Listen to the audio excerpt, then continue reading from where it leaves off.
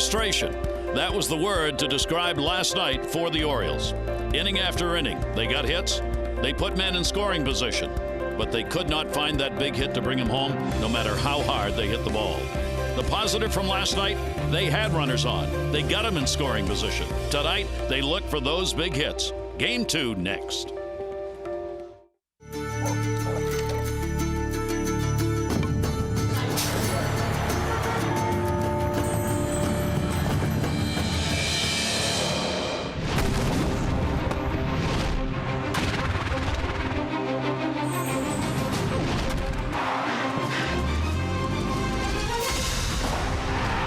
It's the Orioles on Masson, and the homestand continues with these 2-for-1 affairs. The Rays and the Orioles meeting up with the Eastern Division title on the line, with the Red Sox still in first place, then the Rays, and then the O's.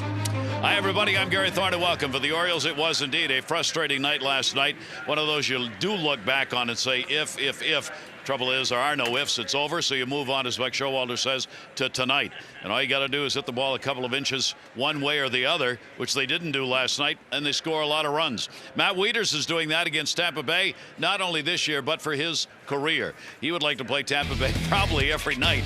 The Oriole catcher last night, another 3 hits, double in the 3rd inning. That one changed the game if it had been a home run.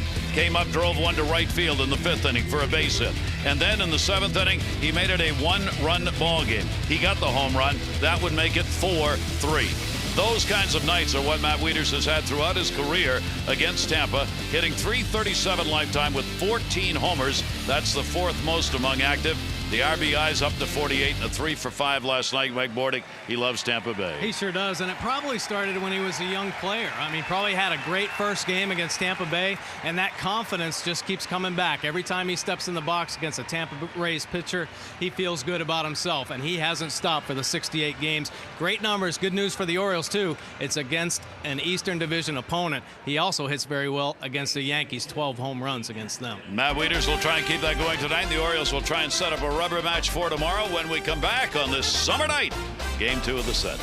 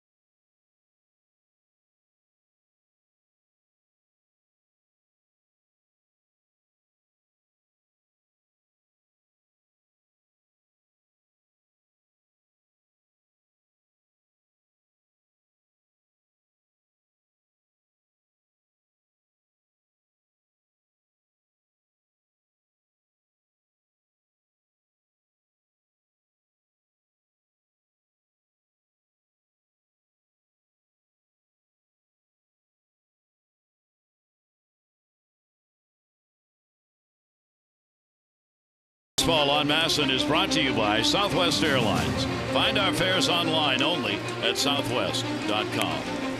A very summer-like day today. A cool evening last night. Right back to summer today. Our train game time temperature be 86 degrees. Little breeze blowing out towards left or center. Humidity up a bit. Partly cloudy skies. Train celebrating its 100th anniversary by offering irresistible financing. It is hard to stop a train. Really hard. Here's the starting lineup for the Rays. Jennings, Zobrist, Longoria, Joyce, Myers, and Loney, Escobar, Molina, and Johnson. Matt Joyce this season putting up real good numbers against the Orioles.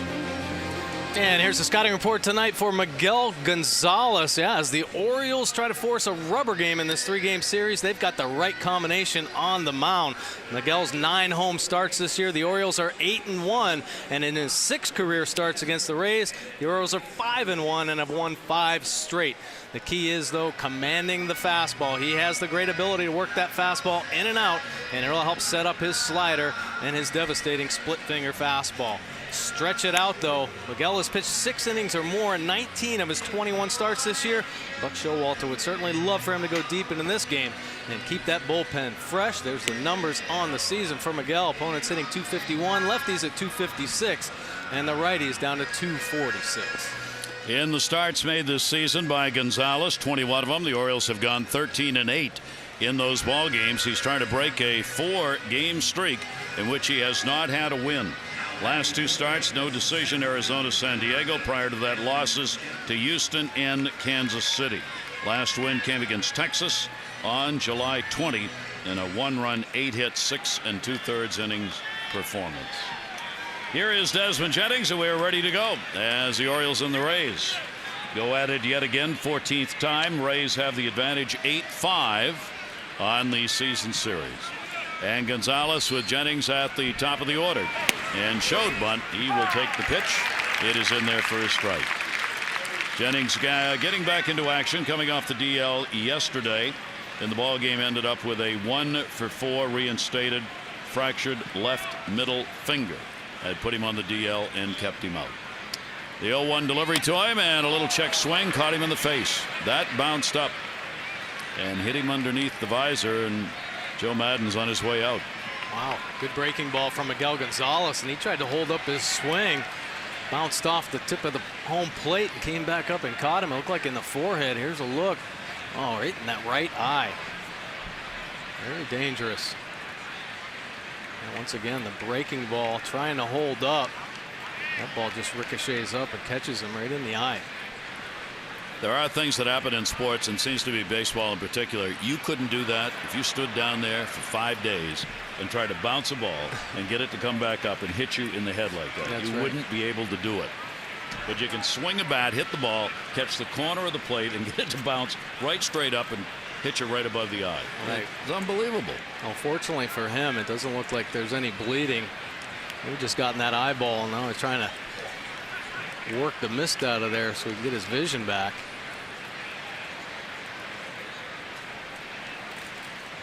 Nice wedding ring, huh? Oh, sorry. And the trainer looking in there to make sure there's, no blood or anything in the eyeball. I'm sure you're right, Mike. It's a vision problem right now. See Rob Drake, home plate umpire, with Madden. And the trainer out to have the look here. And while they're doing that, Gonzalez is going to take some warm-up tosses just to stay loose, since he's only thrown 2 pitches here to start the ball game. Well, he certainly has to get in the back in the box when he can see right, because it gets really dangerous if you don't have both eyes working. Definitely going to take the time. Joe West, the crew chief, on his way in, talking to Gonzalez about warming up here. And I think telling him if he wants to do more, he can. While Drake, the home plate umpire, is taking care of the other. There's Joe West, the crew chief, at first base tonight, just talking to Gonzalez, saying, go ahead and throw if you want it. He didn't want it. So Jennings will stand back in. Have a little chat with Matt Wieters as he does so. Our home plate umpire tonight is Rob Drake, 5-year veteran, joined the majors in 2010. He is an Arizona resident. Inaugural World Baseball Classic. He was an umpire in that back in 2006. Joe West, Sam Holbrook, Andy Fletcher make up the crew. 0-2 delivery to Jennings, and that will miss outside. And a 1-ball, 2-strike count. And we'll just hope Jennings is going to be okay as the night rolls along. Come off the DL, play 1 game, then do that in the second game. Why me? Here's the 1-2 delivery on the way, and Jennings swings at it and misses. He'll go down swinging one away. Well, tough at bat right there by Jennings, but a good pitch by Miguel Gonzalez. A fastball up and away. Finds his spot for the swing and miss. Good look at the fastball. Good pitch. Gonzalez with a 96 strikeouts on the year, 39 walks. A pretty good ratio on strikeout to walks. He's a contact, though. Pitch to contact, get the outs. Largely fly balls. 60% of the outs recorded on fly balls this year for Miguel. Here is Ben Zobrist. There's one of those fly balls. Left center field, left fielder McLouth. He's got it. 2 down. We'll take a look at the Orioles defense tonight behind Miguel Gonzalez. Of course, the best defense in all of baseball with McLouth, Jones, and Markakis in the outfield. J.J. Hardy back at shortstop with Ryan Flaherty getting the start at second base. Machado and Davis at the corners, and Matt Wieters, the Gold Glove catcher, behind the plate. And that will bring up Evan Longoria. Longoria with the home run in the ball game last night, going 2 for 4, run and an RBI. He's got a 3-game hit streak going. The Orioles put that shift on against him in the infield. He will take the pitch for a strike. We have seen this overload on right-handers in this series more than we've seen the Orioles do it against any other team. It looks like the shift you put on against lefties the other way around. 0-1 delivery, slider, be outside on him.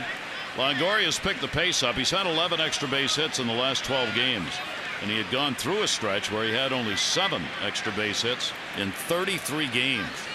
So the home runs and the doubles have come his way of late. Ground ball towards third base. Manny Machado, running stop. He's got him, and Gonzalez is off to a clean start. Sets the side down in order. Jennings still working on that eye.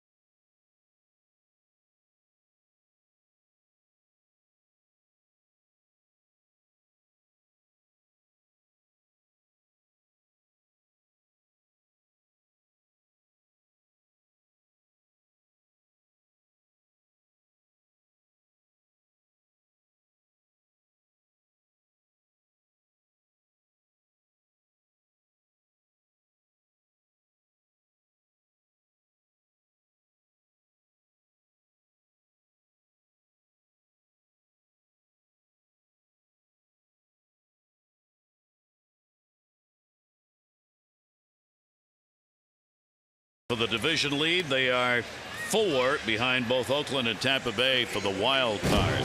Here's the starting lineup for the Orioles, brought to you by Southwest Airlines. McLouth, Machado, and Davis. Jones, Markakis, and Wieters. Hardy, Flaherty, and Roberts. Adam Jones having a sensational month of August.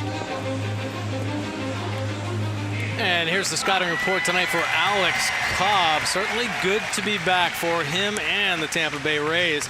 25-year-old right-hander making just his second start after spending 2 months on the disabled list after he was hit in the head with a line drive and suffered a concussion. But he relies on his off-speed pitches, his split finger, and his curveball. He throws it over 50% of effective delivery. He's got a high leg kick, gets away from his body, and his upper torso leans back towards the first base side, helps throw the timing off of the hitters. Here's a look at the numbers on the season. This is 15th start, 2.94 earned run average with 82 strikeouts in 77 hits.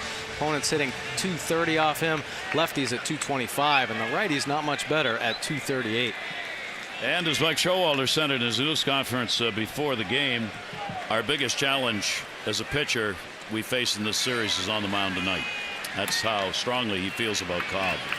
And the pitch will be taken for a strike. McLouth leading it off. Nate back in the leadoff spot after Brian Roberts was there last night for just the second time this year against Price. The Orioles did what they wanted to do against David Price. They were patient. They made him throw a lot of pitches. They got hits. Hit the ball hard at times, but just couldn't find the one that would fall in and get them those couple of runs they needed to win. Yeah, they had a great game plan against David Price. Worked the at bat, got his pitch count up, came up with some big hits, but David Price came up with some bigger pitches when he needed to, and that's why he is who he is. Last year's Cy Young Award winner. He pitched to Dandy out of problems all night long.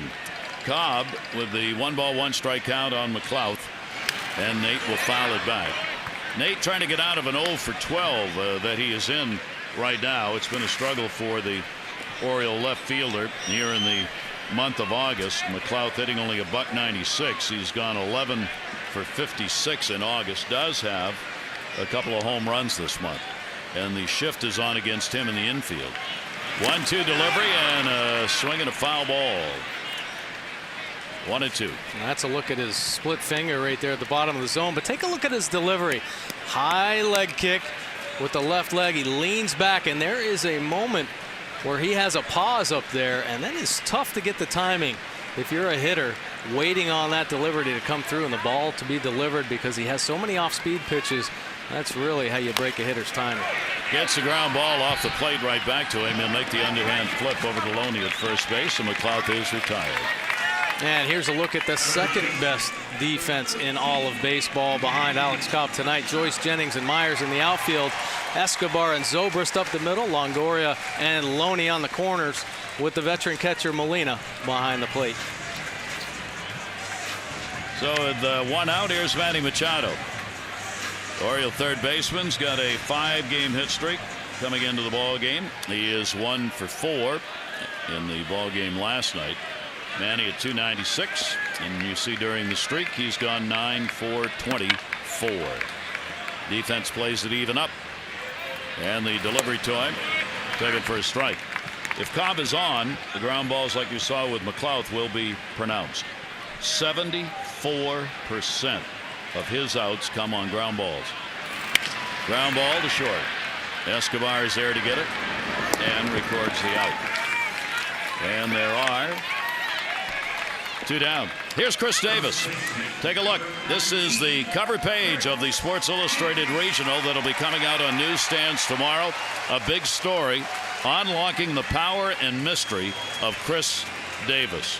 Thanks for Sports Illustrated for making that available to us, and you'll want to read the story. Tom Verducci, who's an outstanding writer, was in Arizona to interview Chris and put the story together about how Chris has gotten his game turned around, what he did in correcting things that were wrong, he felt, with his stride, and going down and playing some winter ball that helped get it done. It's a real nice story about Chris Davis. And again, as he has to do over and over, he answers the question, have you used? No, I have not. Continues each time to have to say that. Doesn't mind doing it because he wants to make the point.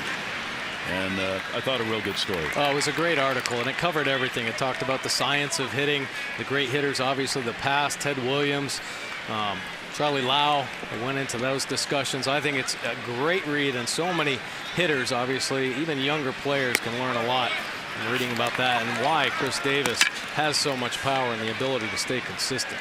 And it also makes clear why hitters can change and can make major corrections that make them a different ball player. I mean, Chris went through that in the article on what he did and the change that resulted. That pitch is going to be in the inside corner, and it'll be a 2-ball 2-strike count. He shook his head a little bit. Rob Drake, the home plate umpire, is, according to most players, a bit on the pitcher's side. That strike zone is going to have a little bit of width and height to it. Here's the 2-2 delivery on the way, and Davis, that's what happens when the pitcher gets you to go after the one he wants you to swing at. Davis retired, so East pitcher starts with a clean first inning.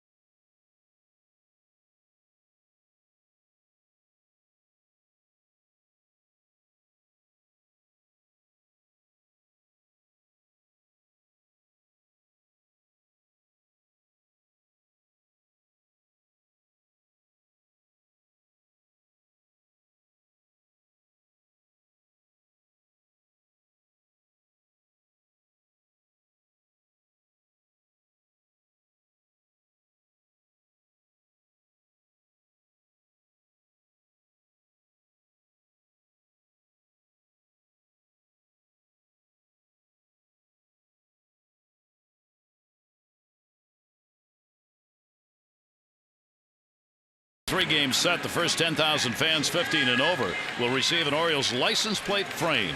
Show your Birdland pride and support the O's as they take on the Rays, looking for a postseason spot. 888-848-BIRD or Orioles.com. Get your tickets in advance and save. Interesting, Robinson Cano in that Sports Illustrated story of Chris Davis was one of the people cited as having helped him in getting his swing turned around. He played winter ball in Estrellas, which San Pedro de Macorís, which is the hometown of the Yankees second baseman, and actually got some help there and felt he was in a relaxed situation where he could try some things out without a lot of people over his shoulder all the time. It's a great story, and the winter ball experience really helped him. I think so many players learn so much more from their peers, really, than being forced on by coaches or somebody at the minor league level. And I'm not taking anything away from the development of coaches, because obviously they have great advice. But when you can talk to players that have been through it time and time again and have an understanding, especially a great hitter like Robinson Cano, you can learn so much. And those words were invaluable to Chris Davis, as he has really freed up his swing and become probably the best power hitter in the game, at least this year. Matt Joyce will foul that one right straight back. Joyce leading it off. Couple of hits and 13 at bats. Lifetime off Miguel Gonzalez. Joyce had a big night last night. He went 2 for 3, a home run and 2 RBIs. Tampa Bay is one of those teams where everybody contributes on different nights. It's a different star. 1-1 delivery. It's always been that way seemingly under Joe Madden. They may have the big thumper. Longoria certainly is that in the lineup, and Myers, their rookie, may get there, but with the salary levels that they have to stay at, they've got to make players, homegrown players, work, and they do. 2-1 delivery on the way to Joyce, and that's fouled off. Speaking of Cano, Mike, Yankees won the first game of a doubleheader against Toronto today, 8-4. Cano went 4 for 4, a home run, 4 RBIs. There you go. Oh, mama. Nova got the win 7-4, 4 runs, 9 hits, 6 1/3. So the Yankees playing a doubleheader, second game underway tonight. Pitch will be taken inside, and the count will go 3-2 on Joyce. And we talk about the importance, obviously, of all these games within the division, and here the Orioles playing the Rays in this series. The Rays, of course, in front of them, and then they've got some wild card games coming up against Oakland and Cleveland. But don't look now, but the New York Yankees, they haven't gone away. They're playing pretty good baseball. There is a leadoff walk, and Joyce is on. Take a look at our Major League Notebook on the East Winds page. Well, they brought Bogarts up from Boston. He called up. He's supposed to play tonight in San Francisco, and the manager says he's going to play both short and third. He is a real prospect for Boston.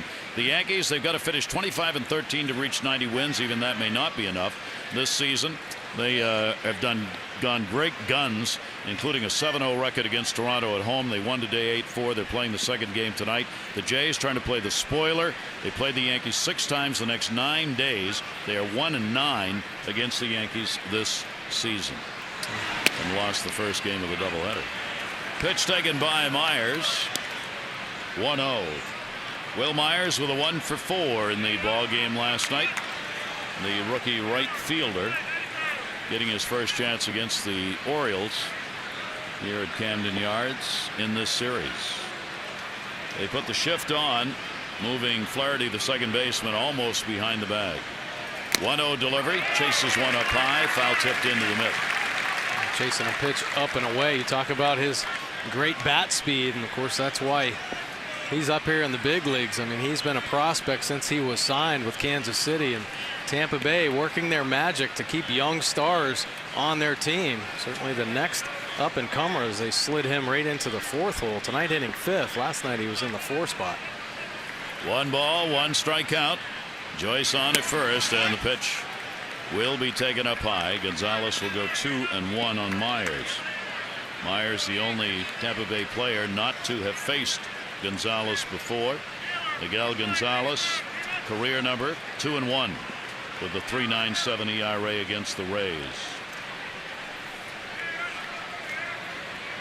2 ball, 1 strikeout. Not a big lead at first for Joyce.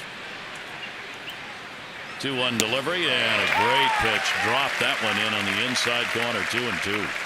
And Miguel Gonzalez's split finger right here. You could see the grip. Great release. And look at the late dip and the change of pace. 83 miles an hour underneath the bat of Will Myers. That's the one he uses when he can get ahead of the count and makes him a very effective pitcher. 2-2 strike count. Myers will take the pitch and he's gone. Frozen. 2 strikeouts for Gonzalez.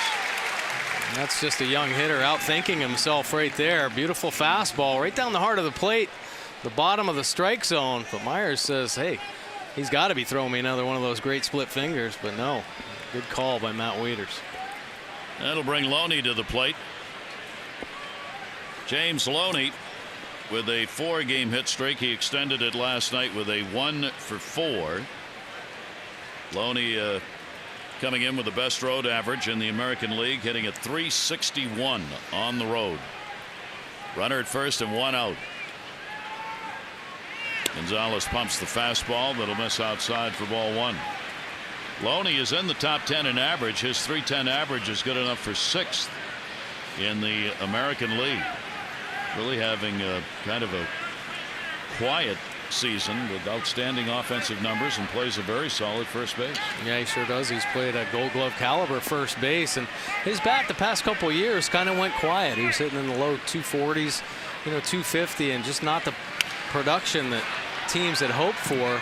So he bounced around a little bit. He was with the Dodgers for the most of his career, but came over to the Red Sox, and then Tampa Bay picked him up, took a shot. Of course, Joe Maddon getting the most out of him. He's feeling comfortable, hitting well over 300 and 10 home runs on the season and hitting his doubles. You wonder how much that it helps to have the expectation level. It's lowered over time because he didn't meet it. Right. So it drops down, the attention drops down, and maybe that makes him a better player. He may play better when he's not under that kind of watch. Here's the 1-1 delivery, and that'll be fouled off the other way. And Gonzalez will get ahead on the count of ball and 2 strikes on Loney. Tampa Bay team has won 5 of their last 6. They have a 2-game win streak coming into this one. They're 71-52. They are a game behind the Red Sox, tied with Oakland for the wild card spot. Joe Maddon's team improving against the Eastern Division opponents with their victory in the ball game last night to go 4 above 500, 31-27 against the East. 1-2 delivery, trying to get him to go after one away and did not. Fastball, 2-2. Miguel, good velocity on his fastball here in the early going of this ball game, and with an extra mile or 2 on his fastball, it'll help get some swing and misses on his split finger. 2-ball, 2 strike count.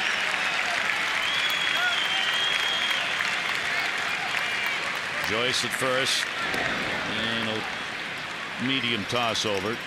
He's had 7 stolen bases, 7 out of 8. And it really is not a running situation for him to be taking off, especially with a left-hander up. Loney gets the advantage of that hole between first and second if he doesn't move. 2-2. Flaherty playing over towards the bag, second baseman.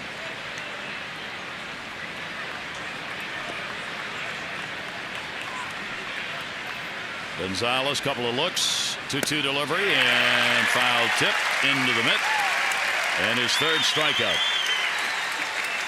Another good fastball. I think the Tampa Bay offense right now expecting a split finger or an off-speed pitch with 2 strikes, and this one at the bottom of the zone, he gives chase. Matt Wieters a nice job hanging on the bottom of the zone. Good pitch again from Miguel Gonzalez. So that's 3 strikeouts, 2 in the inning after the leadoff walk to Joyce. Here is Escobar, 1 for 3 last night. Escobar now with an 8-game hit streak. Runner at first and 2 away. And he will take the fastball inside. Escobar's 8-game hit streak is a new season high. He had a couple of 7-game streaks. Pretty good numbers with 10 for 28 during the streak and only 3 strikeouts.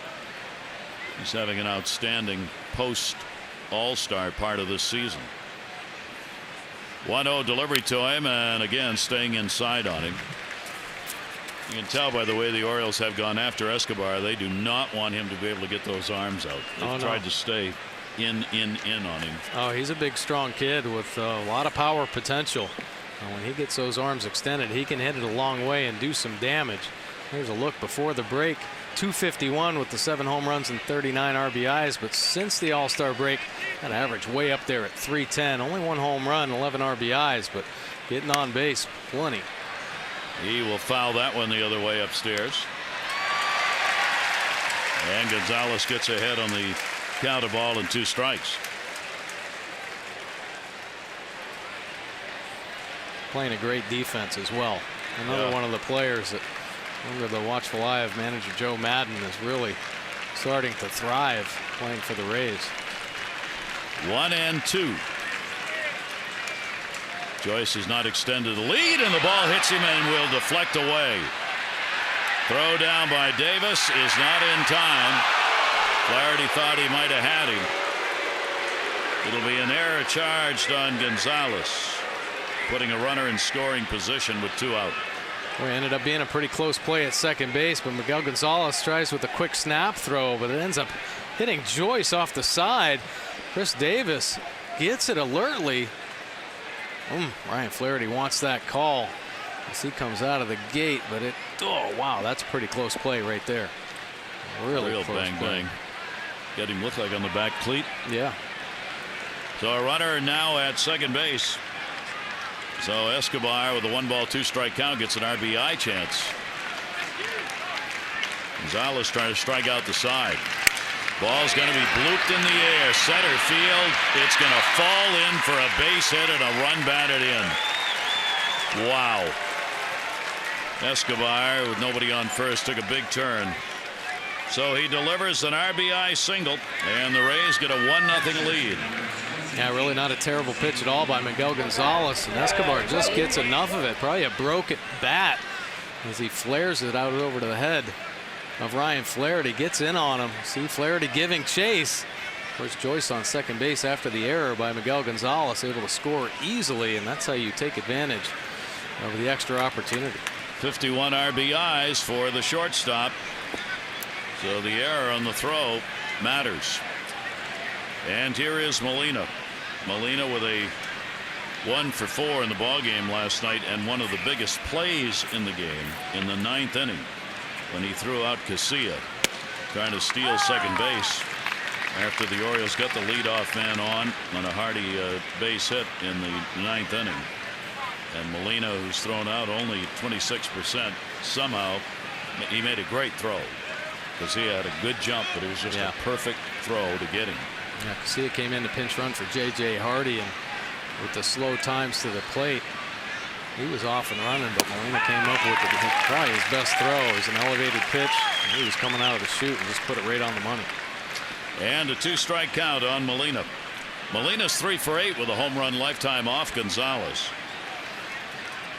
Molina's had decent offensive numbers against the Orioles this year, in 259 with a homer, 2 RBIs. He's in there to catch. Anything offensively from him is a plus. 0-2 count, and Molina will take that same pitch away this time, and a ball and 2 strikes.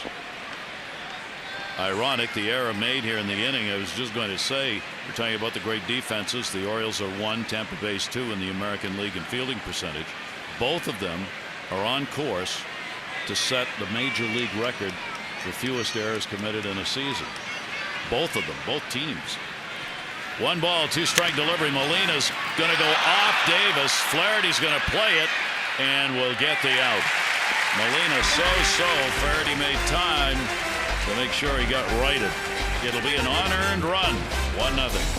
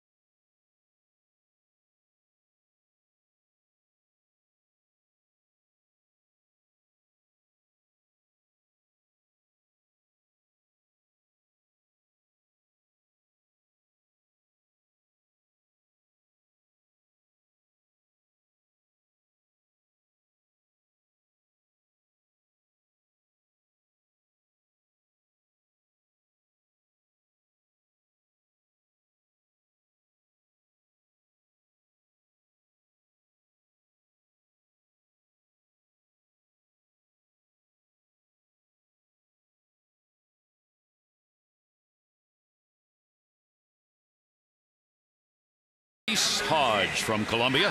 Denise, you've already won $500 for being selected. 100 more for every Orioles hit during tonight's game, plus 500 for any Orioles home run in the 5th inning. For your chance to be the Maryland Lottery Hit It Big contestant of the game, play 5-card cash. Go to mdlottery.com/Orioles to enter. Oh, Donnie, Scooby-Doo. Remember the song? Oh, no? Yeah. No? Sure Do you do. remember that? Oh, yeah. Wow. No, you were born then. Randy and the Rainbows. I probably wasn't born then, but I just hearing appreciate it. that type of music. Good man.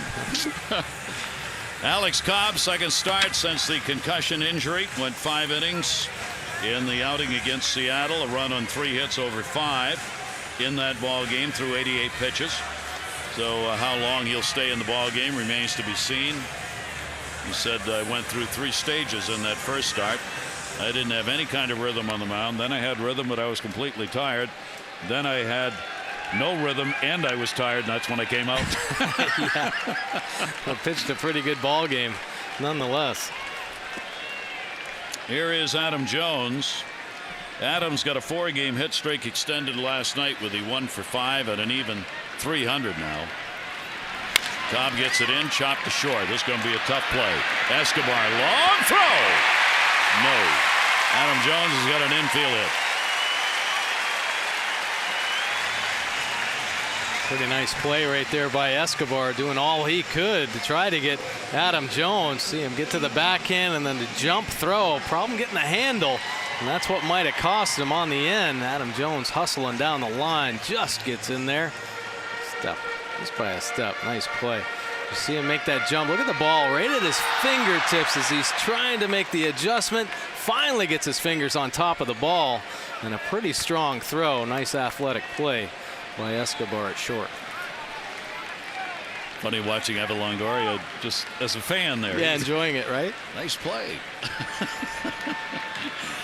So the Orioles get a leadoff single. Jones on at first base. Here's Nick Markakis, and Adam back to the bag at first. 22nd infield hit for Adam Jones this season. Top 10 in average, and boy, it doesn't hurt. And you can pick up that many infield hits. That does not hurt your average. It sure doesn't. And, you know, we talk about Adam Jones, you know, really taking over as the team leader, both vocally and how he plays the game. He never takes time off. He's always hustling down the line, and that's why he has those 22 infield hits. Well, Buck Showalter hoping the Orioles get one or more on the board and answer the run in the unearned run in the top of the inning. Jones a very short lead at first. I mean, no lead at all, and Cobb throws over.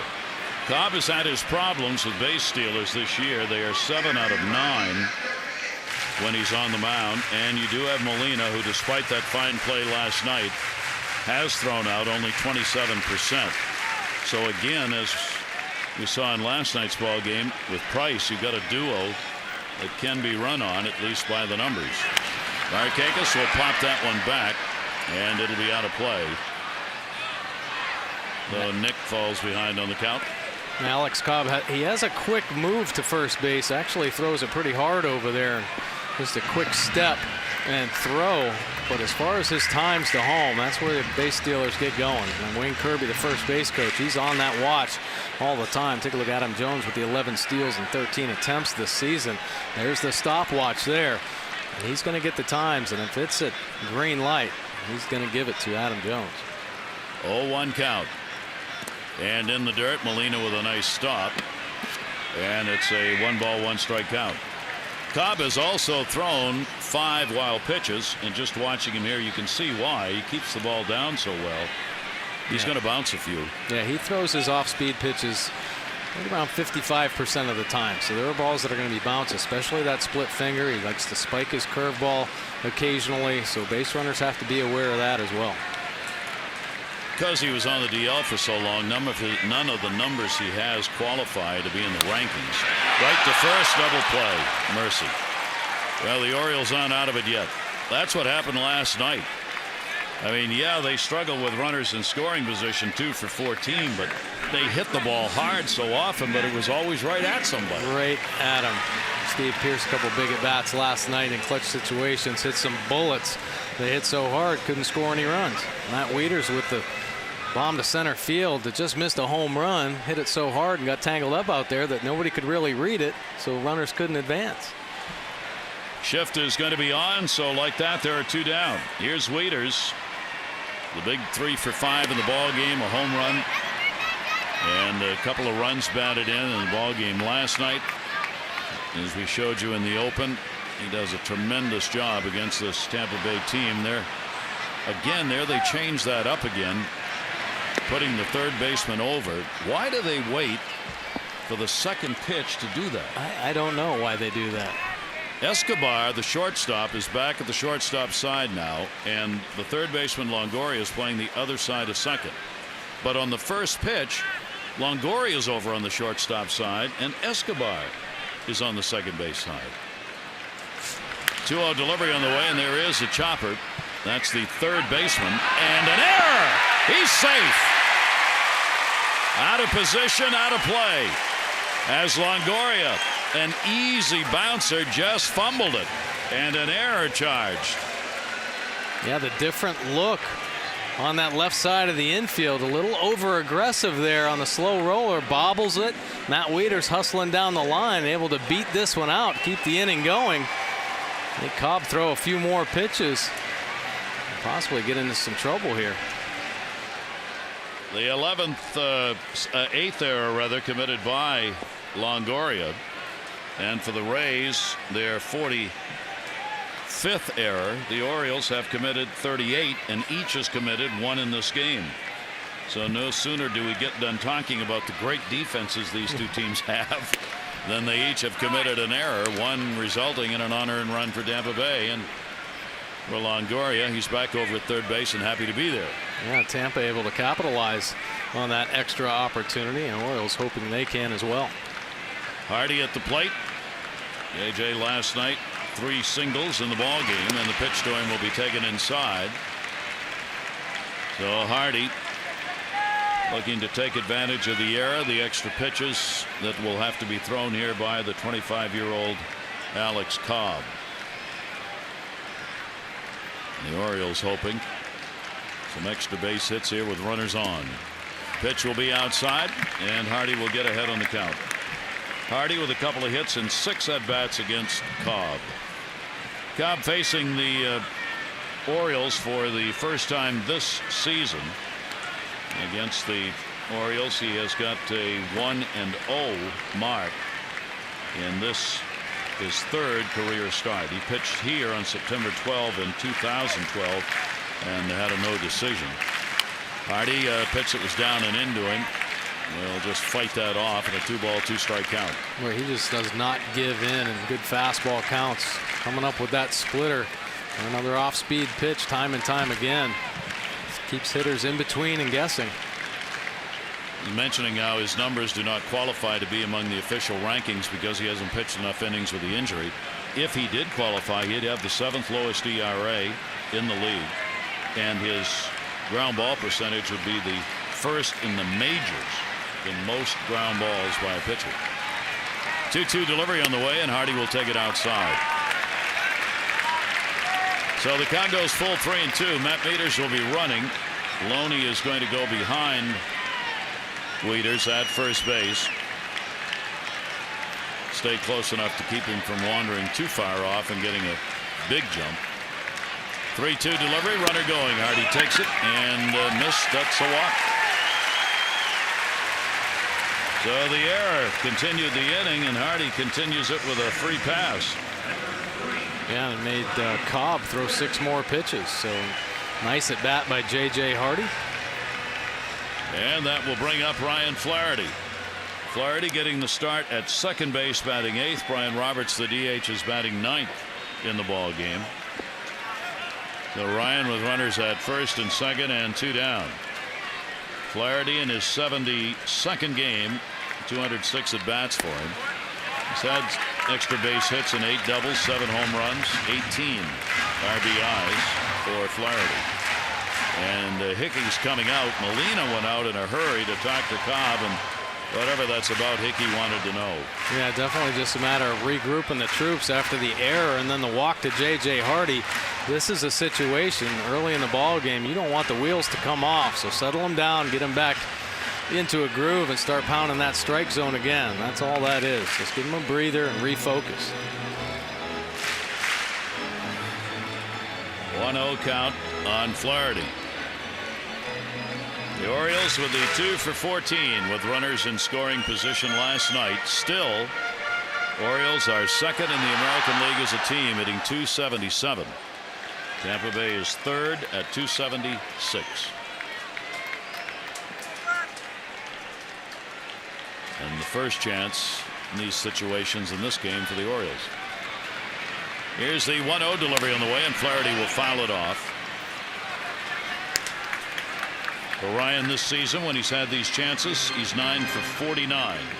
184 with runners in scoring position for the O's second baseman. Now Ryan Flaherty's had a very interesting year. A slow start, really played a lot of games at second base, but offensively couldn't quite pick it up. Went down to AAA for about 10 days, got his swing back, and really came back red hot. His average picked up, got it well up over 200. Started to play more consistently, and of course with Brian Roberts coming back, the at-bats have been limited, but continues to play great defense when he gets the opportunities, and has come up with some big hits for the Orioles when he gets a chance to play. There are the 2-on. Leaders reaching on the air at second base. The walk to Hardy at first. Ground ball to the hole. It's going to be a base hit. Myers has a weak arm. Dickerson will wave the runner home. Here's the throw. Cut off to third. Not in time there either. Flaherty with an RBI. Base hit. Leaders scores. Ball game is tied.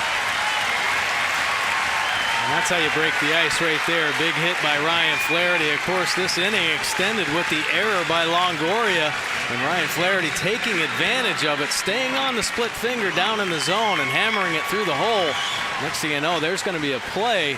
Myers coming up, throwing the cut by Loney, and he redirects to third, but nice hustle by J.J. Hardy. See Matt Wieters there, and J.J. Hardy sliding in the third on the back end. Big hit by Flaherty. So credit Ryan Flaherty with the RBI, and the Orioles get an unearned run of their own. His 19th run batted in. Runners at first and third, and here's Brian Roberts, the DH in this game. Brian puts it up in the air to right field, hit it deep, going back. Myers warning track and will put it away. 370 feet to right center. Orioles get a run on a couple of hits and an error, tie it up at 1.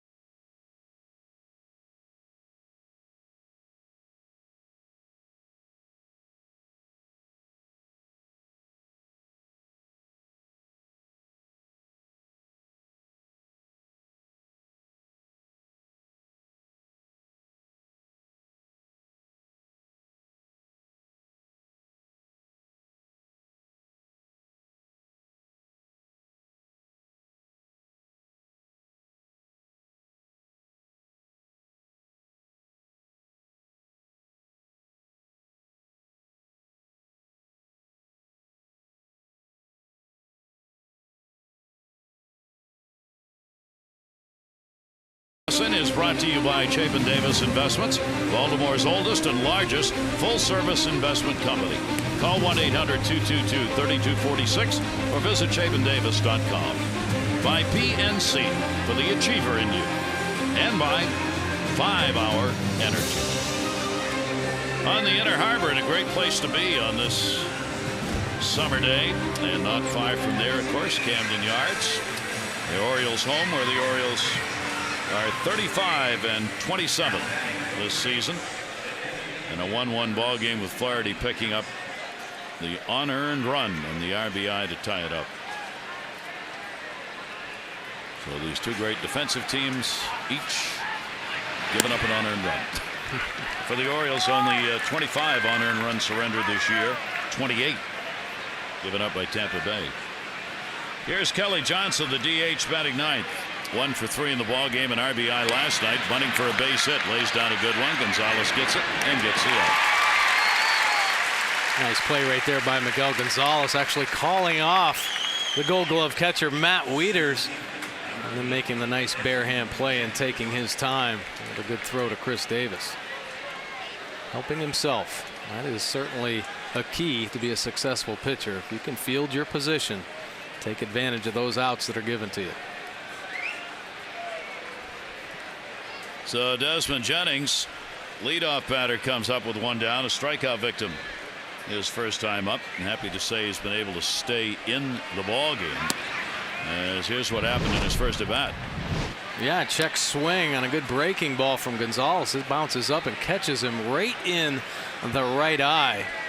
And that's going to leave a shiner for sure. And it took a while to get the tears out of that eye.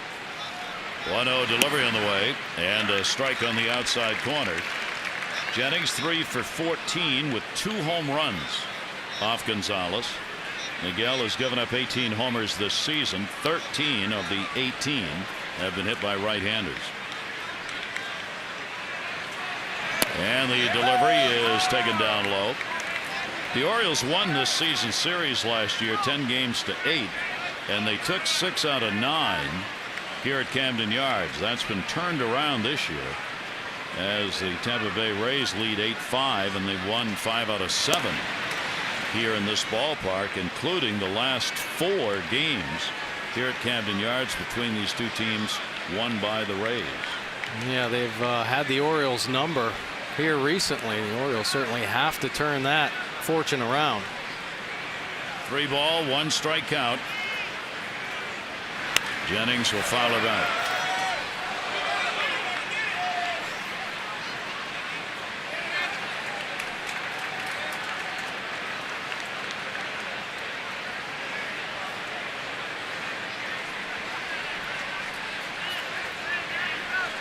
Wieters setting up away, and the 3-2 delivery.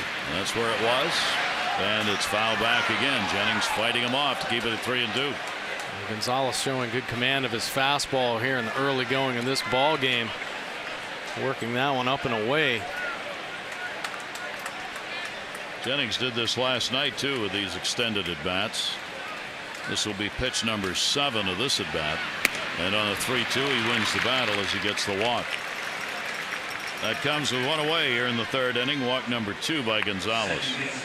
You can win a hitting lesson with Adam Jones. Just join Masson's Touch 'em All rewards for your chance to win the grand prize. Go to massonsports.com to sign up. Little breeze blowing out to right field here in the 3rd inning. Zobrist up. He flied out his first time up. Very gentle breeze tonight. A very summer-like night. Yeah, Brian Roberts needed those flags to be blowing a little bit stiffer. He just missed that. Yep. Last at bat to right field. 0-1 count. Zobrist has not had a hit against Gonzalez. He is 0 for 14 in his career against the Oriole right-hander. Zobrist, one of the real good hitters against the Orioles, .320 this year against the O's coming into the ball game. 0-1 delivery to him. That's going to be a base hit down into the corner. Markakis a long way to go. Jennings is going to be waved home. Jennings on his way. There'll be a relay throw to the plate. No, he's in. It's a double for Zobrist. His first hit off Gonzalez, and it brings Jennings all the way around from first 2-1. Jennings with the great speed, able to score rather easily on that. Orioles defense kind of moved around in the outfield as Zobrist just hammers this pitch. It was out on the outer third, and he gets it by Chris Davis, but it's open down that right field line. You see Jennings hustling Nick Markakis, getting the ball before he gets to third, but an aggressive send. He scores easily. Zobrist ends up on second base. So a 2-1 lead for the Rays as Zobrist delivers RBI number 59 for the switch hitter. Now here's Longoria, runner at second, and 1 out. And Longoria rips it. That's going to be a base hit. Big jump. Zobrist, they're going to hold him. Jones gets it into the cutoff man, right on the money to Davis. So Longoria gets the single. Runners at first and third, and the last two have been tic-tacked by Zobrist and Longoria. And they sure have. That last pitch elevated to Longoria, and he just does not miss, especially right now. He's been red hot over the last week or so. Just hammering balls. Of course, last night hit a home run off Chris Tillman. There's a bullet up the middle off Gonzalez. So Joyce coming to the plate, hitting only .225 with runners in scoring position, below that .249 overall number. He reached on a walk and was stranded in the second inning. 2 runs on 3 hits, 2 in this inning by the Rays. And that ball jammed him a little bit, but he got a lot of it. It'll score a run. Markakis back on the warning track, makes the catch. Runner's going to go to second as well, and will get there. A sacrifice fly for Joyce. Zobrist scores from third, and a 3-1 Tampa Bay lead. Well, and that's how you do it. A runner at third base. Good job getting the bat head there, and a nice double tag as Evan Longoria went back and challenged Nick Markakis. The ball kept drifting, and Markakis ended up getting on his heels as he chased that ball down to deep right center. Longoria ends up in scoring position himself. Joyce gets his 39th run batted in, and a 3-1 lead. And here's Myers, called out on strikes his first time up. And Wieters wants to go out to have a word here, as they weren't sure with the runner at second base, maybe on the signs or just what to throw. Usually that's what it is. A runner gets to second base, making sure they're in the right sequence, so don't put down the wrong fingers.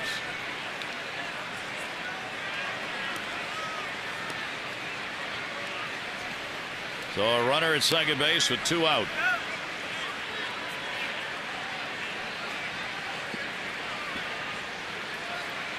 Orioles will shift the infield around, putting Flaherty again, the second baseman, behind second base, playing into pole, outfield straight away. Gonzalez starts it out with a strike at the knees. Well, Miguel has the ability to throw all of his pitches for strikes. That's a nice first pitch slider right there to get ahead. And Myers, he was thinking about what had happened in his first at bat, as he stood there, just a pair of shoes on a fastball right down the middle. Now he doesn't know what's coming. 0-1 pitch will be outside. Gonzalez started the season against Tampa Bay, his first start a win, as he gave up 2 runs, 5 hits, and 6 in the third. The Orioles won it 4-2. He was non-decisioned a couple weeks later against Tampa Bay. Gave up 5 runs, 8 hits, and 5 2/3 innings in that ball game, but the Orioles came back to win 10-6. 1-1 delivery on the way down to third. Foul territory. Long throw by Manny, and it's on the money. That will retire Myers, but another couple of runs in on 2 hits with the base runner left on. 3-1 Rays.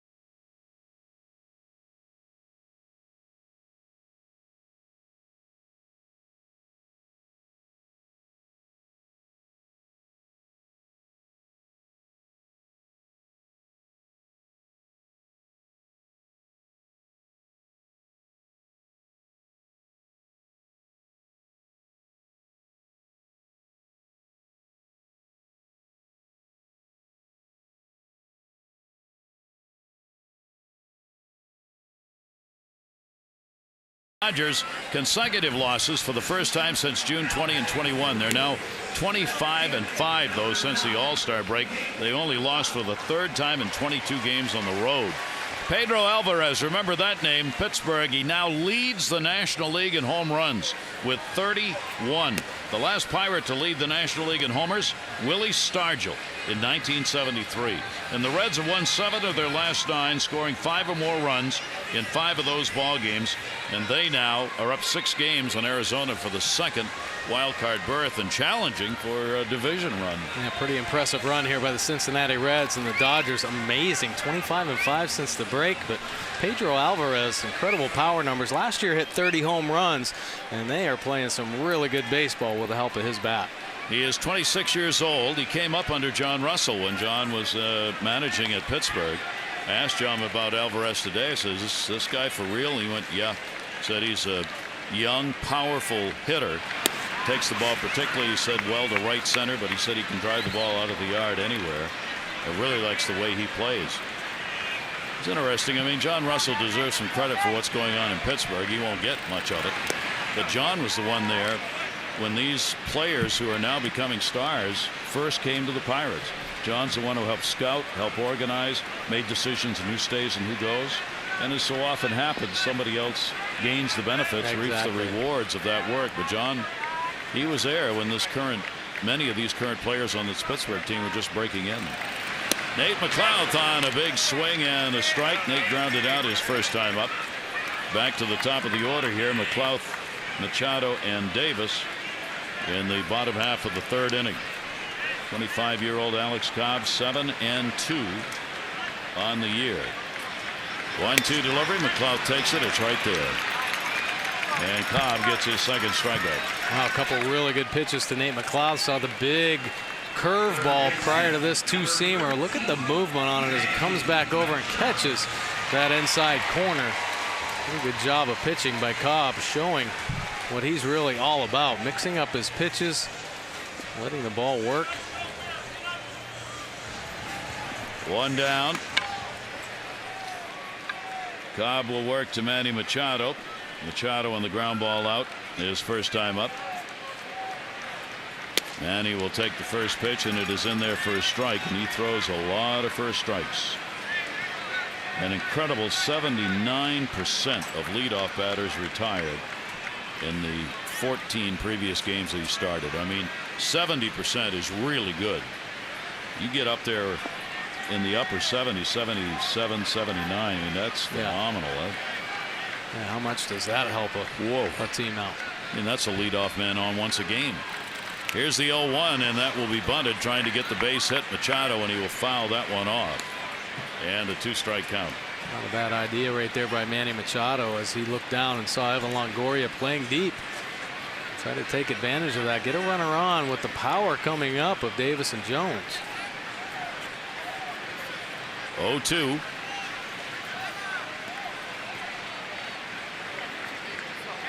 And he's taking his time to settle back in. Davis waiting on deck. Here's the 0-2 delivery. Manny, a ground ball off the fist, third base, Evan Longoria. Machado's retired, and there are 2 away here in the third inning.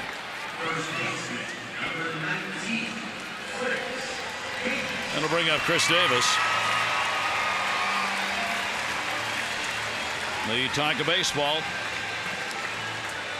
with the 45 home runs has gone into a season with the Orioles, reached only by Brady Anderson, who had 50 in '96, Frank Robinson 49 in '66, and Jim Gentile, who had 46 in '61.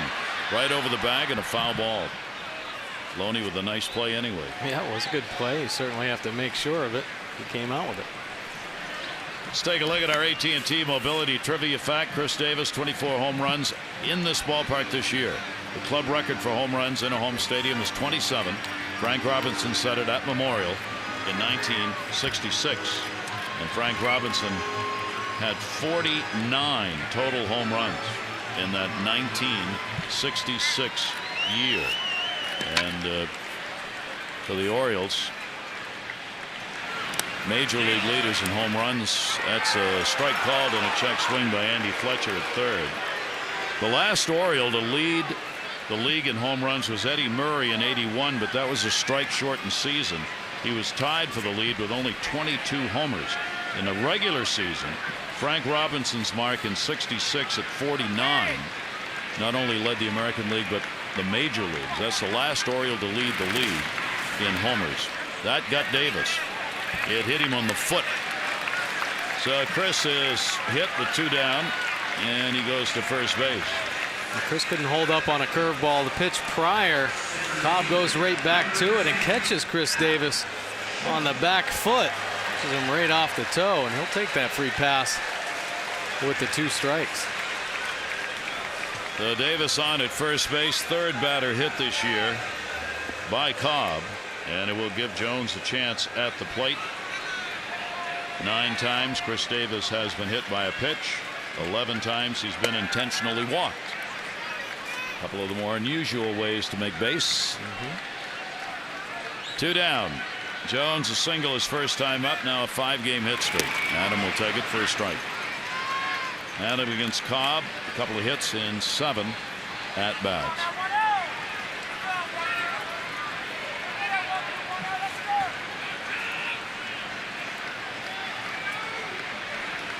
Very short lead for Davis at first.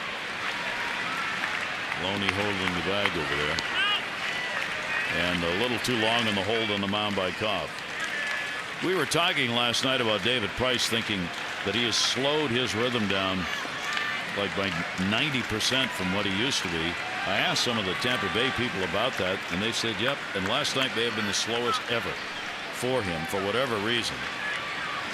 0-1 delivery, and that's on the inside corner, and the count will go to 0-2. Well, this Orioles offense just had him grinding through. I mean, there was never an easy inning. I mean, they really did get to Price in last night's ball game, but he took the time when needed and came up with the big pitch. I mean, he was in crucial situations, and the Orioles had many opportunities to really bust that game open, but when he had to bear down, he took his time and he made the proper pitch. 0-2 delivery to right field, going back Myers, and he's got it. Ooh, wow. Turned one way, caught it going the other. Almost a snow cone. No runs, no hits, no errors, 1 left on base, 3 complete.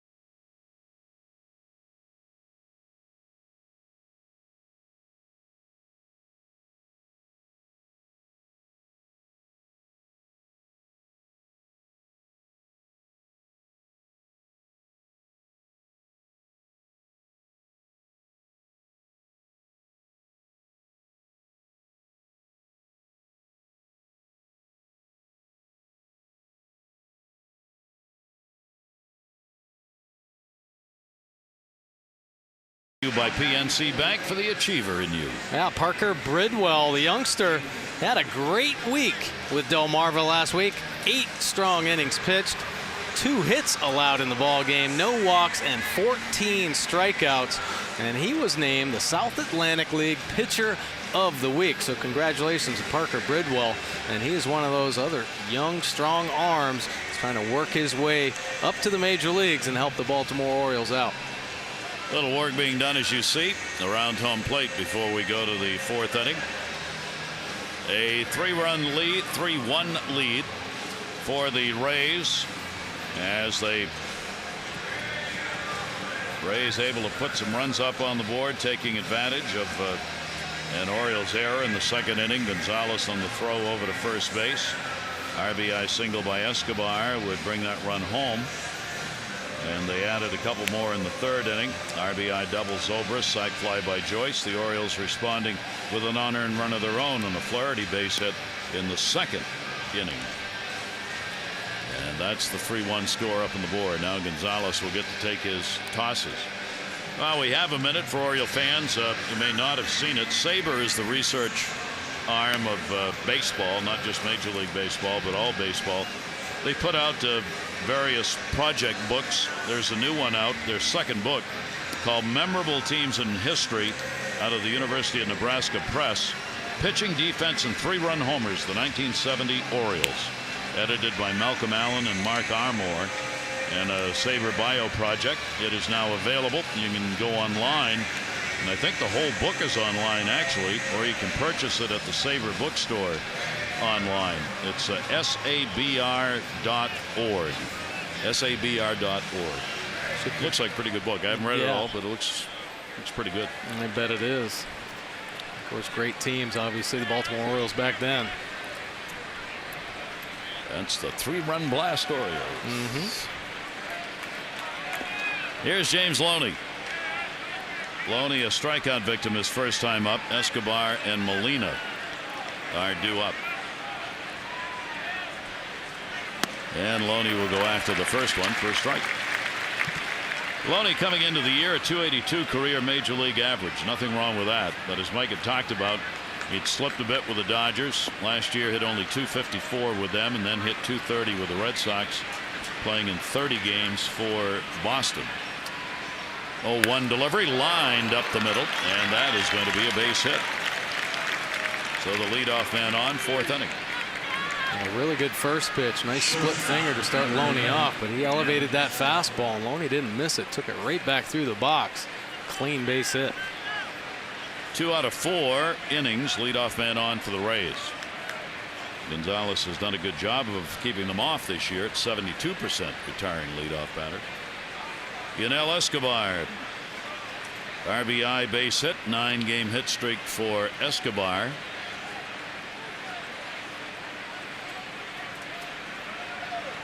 Very short lead at first for Loney, not a base stealer, and the pitch will be taken for a strike. Escobar not really liking that call and the fastball away. Matt Wieters received it well enough to get the call, though, by home plate umpire Rob Drake.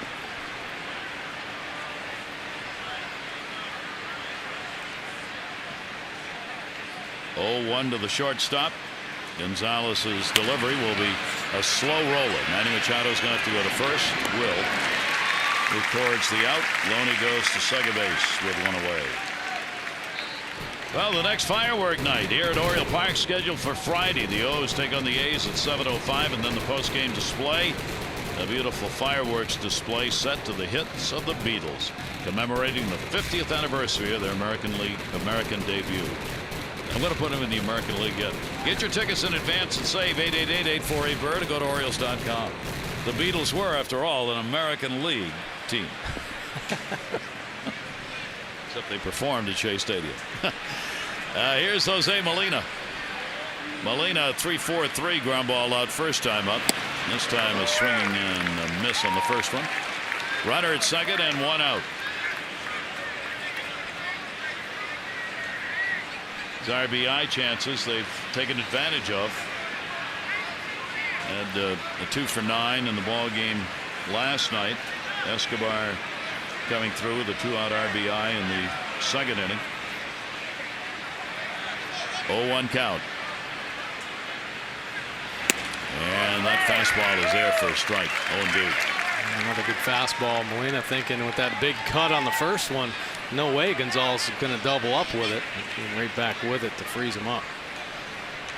2 walks, 3 strikeouts for Gonzalez. A walk and 2 strikeouts for Cobb. Gonzalez ahead here 0-2. Pretty good secondary lead at second base. And the runner's going to stay. Play made by Hardy, and he will get the out. Molina retired. 2 down. Now you hit a ground ball to J.J. Hardy. You just make a right turn and head back to the dugout. And a nice, clean, fundamentally sound play as he ranged up the middle. Tampa Bay with a 2 for 4. Runners in scoring position in the ball game. That'll bring up Kelly Johnson. The DH batting ninth, grounded out his first time up. Couple of hits and 8 at bats. Lifetime off Gonzalez. He gets the chance here with a runner at second and 2 down.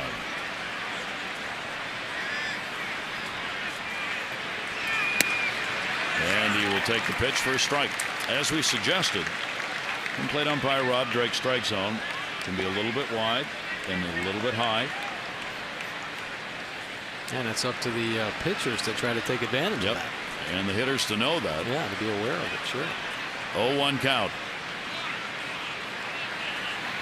And that pitch is there for a strike, and Gonzalez quickly gets ahead of him 0-2.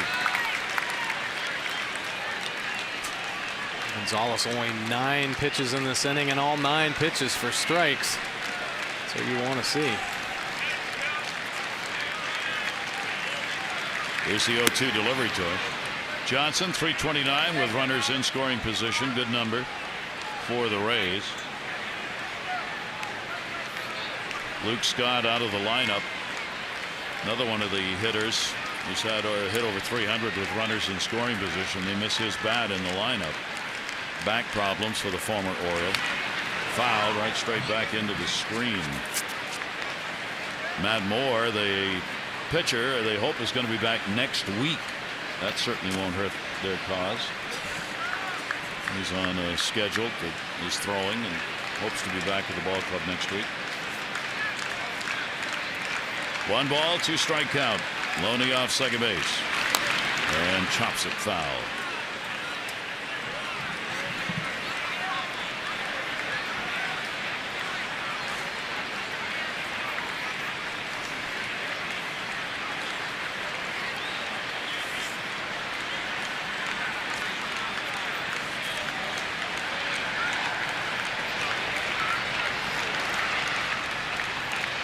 Loney, big lead at second. 1 ball, 2 strike delivered to Johnson, and he will put that one down the line, headed to the seats foul, and that's where it'll end up. And fouling off some pretty tough pitches here against Miguel Gonzalez. Gonzalez getting ahead of him, now trying to work the perimeter, shorten up his swing, and just fighting to stay alive.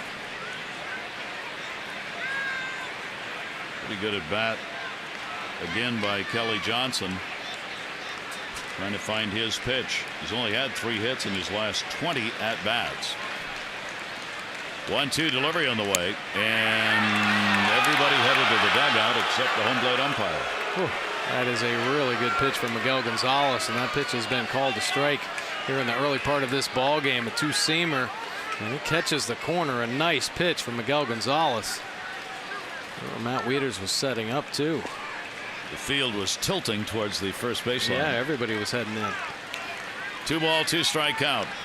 No, he's got to come back again on him, and will miss that one a little further inside and low. So 3 balls and 2 strikes on Johnson. Loney, the leadoff single on at second base. Moved up on the ground ball. 3-1 lead for the Rays, and here's the 3-2.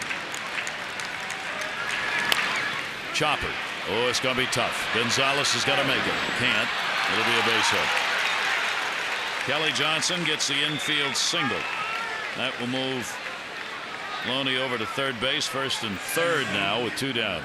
Well, sometimes it's an unfair game. Miguel Gonzalez with a great pitch, just what he wanted to do. But Johnson just gets enough of it, puts it in a perfect spot. And now runners at first and third. And Bill Castro, the interim pitching coach for the Orioles, was the bullpen coach, will make a trip to the mound here. Try and settle it down, looking for that out. Rick Adair, the Orioles pitching coach, on personal leave time at the moment. So Bill taking over as the pitching coach for the Orioles. And Scotty McGregor, of course, has moved into the bullpen job. Right. And Bill Castro, there's a look at Scotty McGregor out there in the Orioles bullpen, giving some of those young arms a lot of his great advice. Certainly a great pitcher for the Baltimore Orioles. Loney at third base. Kelly Johnson at first. 5 hits for the Rays, out hitting the Orioles 5-2. And Jennings a walk, a run scored, and he has struck out. Leadoff batter, 2 on 2 down. And the pitch will be outside for a ball. Jennings hitting .247 with runners in scoring position so far as a team. 3 for 5 for the Rays.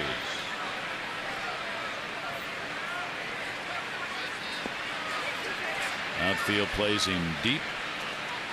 Jones shaded to right.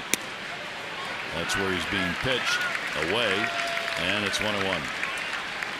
Now there's a look at the formation. Adam Jones over there on the second base side in center field.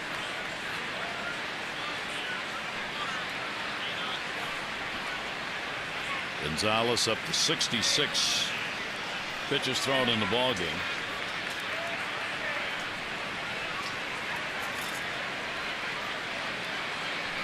One ball, 1 strike count.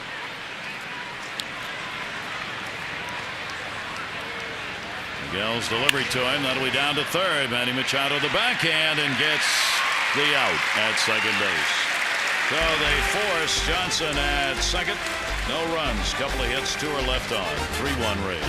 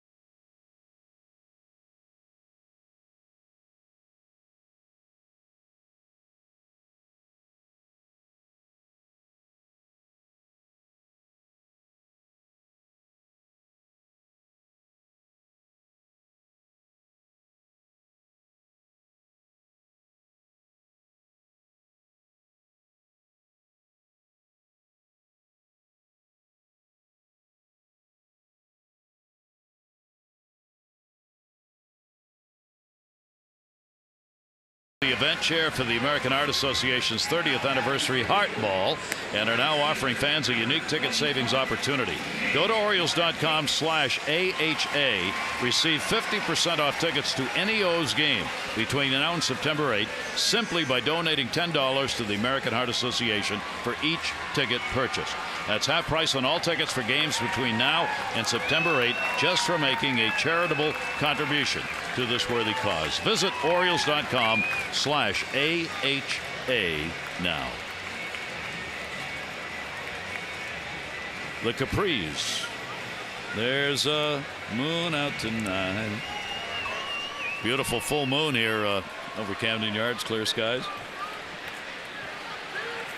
Once a disc jockey, always a disc jockey. Sad but true. Numbers for Alex Cobb so far. And Nick Markakis leads it off. And the pitch down low for a ball. You don't see many pitchers at this level with just 37% fastballs. That tells you how many times he's mixing up his off-speed pitches. Markakis, Wieters, and Hardy are due up for the O's here in the bottom of the 4th inning. Cobb's pitch will bounce. And a 2-0 count. Nick lined into a double play first time up. One of those screaming yellow memes right to Loney at first base. And no chance for Jones to get back to the bag. Oh, Nick would love for that one to find some outfield grass. He's been working hard on trying to get a more consistent swing.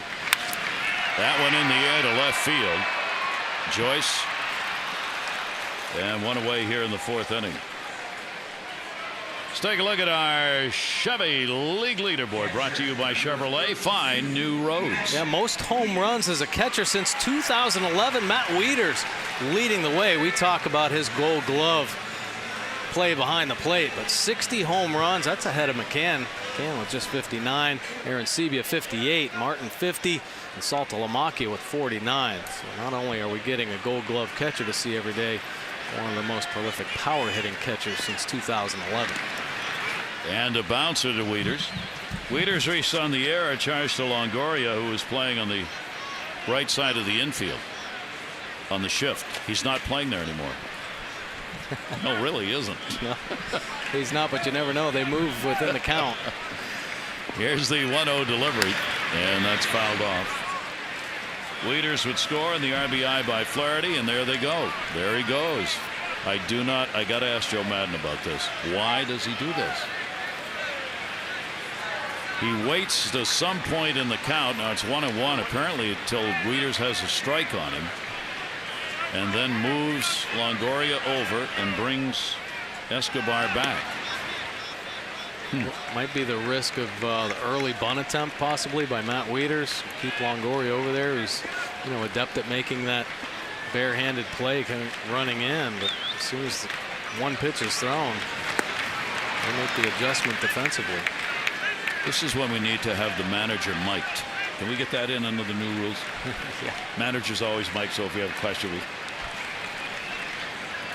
Well, I will say this: it keeps the infield in every ball game, every pitch, because there are a lot of moving parts going on throughout an at bat. Here's the 2-2 delivery on the way, and Cobb just missed inside. So a full count, 3-2 on Wieters. One down, bases are empty.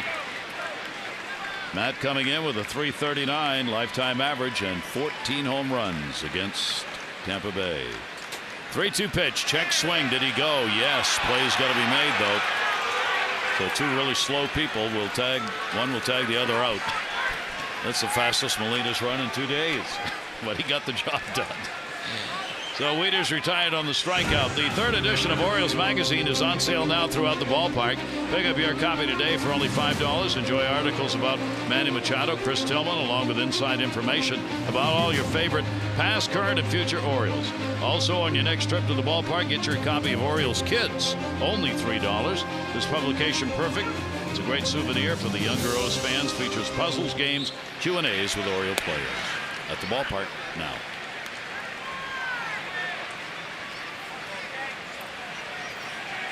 Three strikeouts for Cobb. Two down, nobody on. Hardy, 0-1.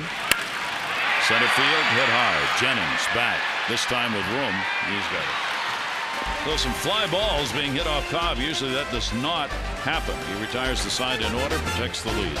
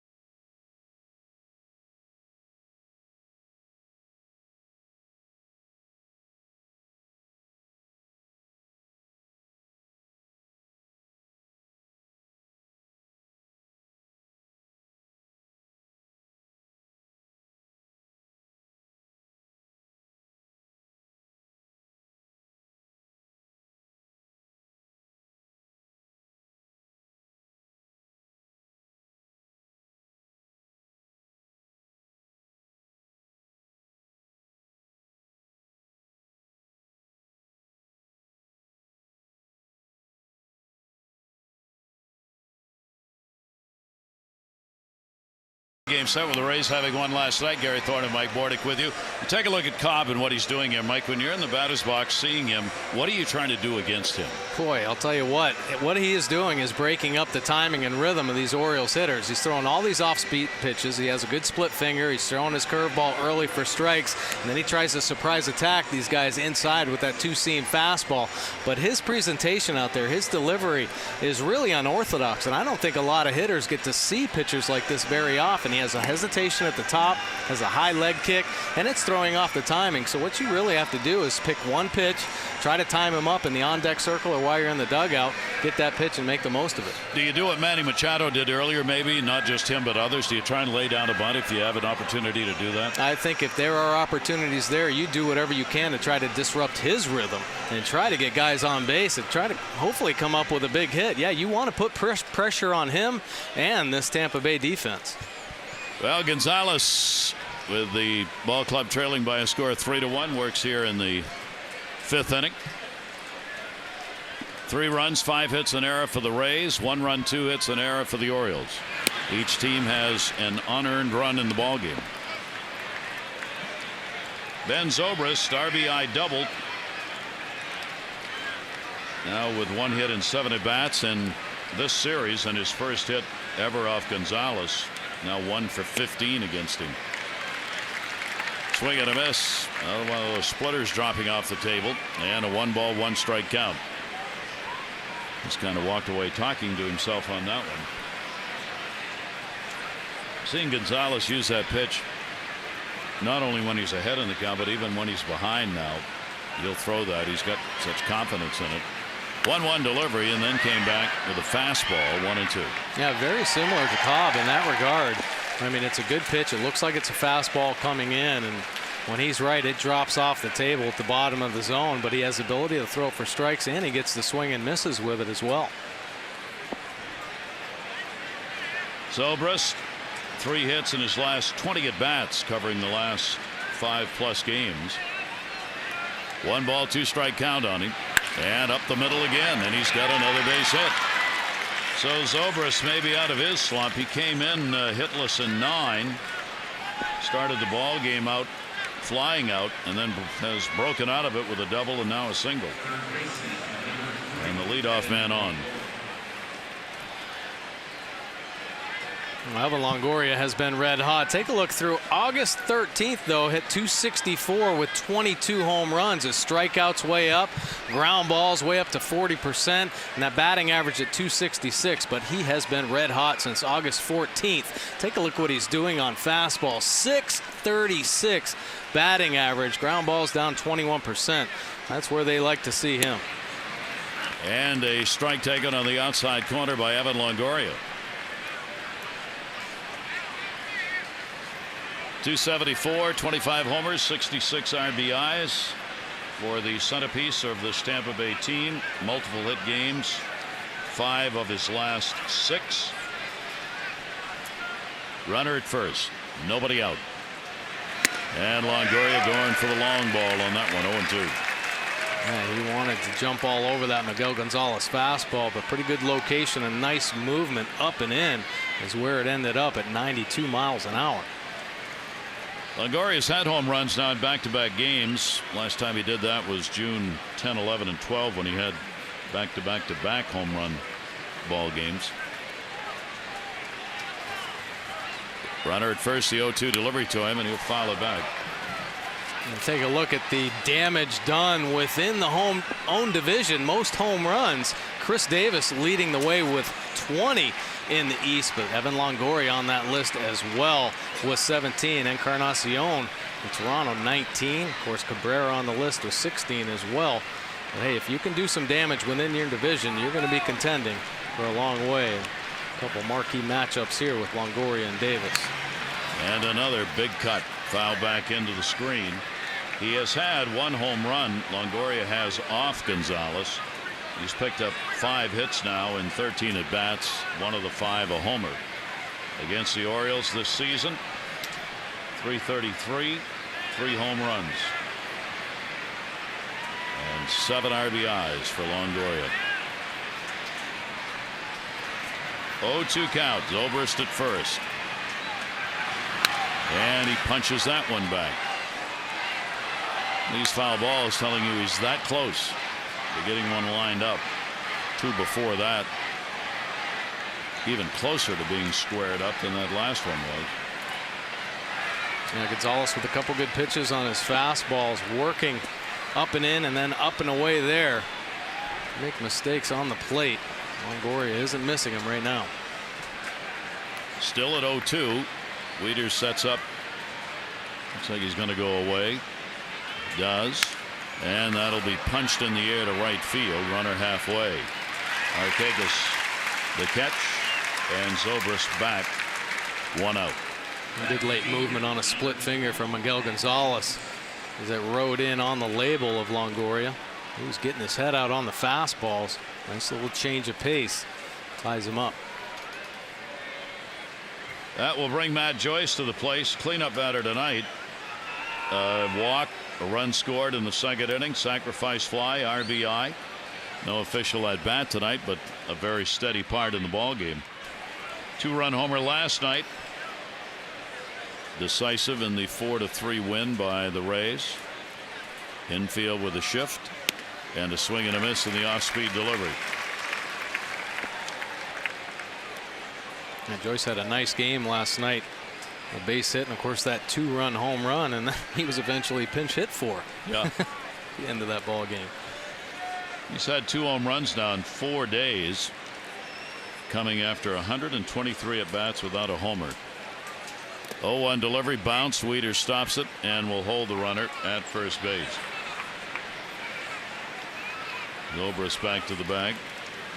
Joyce is really red hot right now. He's hitting .341 over 18 games coming into this ball game tonight. A real hot bat. Rays went through that tremendous month of July and then had a swoon at the end of it coming into August. They are 7-8 in the month of August. But as we mentioned last night, their bats are heating up again. 1 ball, 1 strike. Off speed away. Last year, this Tampa Bay team averaged about 3.5 runs a game against the Orioles. This year, 5.9. So they've really upped the offensive production against the O's this season for Joe Maddon's ball club. 2-1 count. Zobrist going nowhere. The pitch is in there for a strike. Tied him up, and it's 2-2. Yeah, once again, just mixing up the pitches. And Joyce kind of guessing wrong there. That was an elevated split finger. It just never came down in the zone, and it just froze him.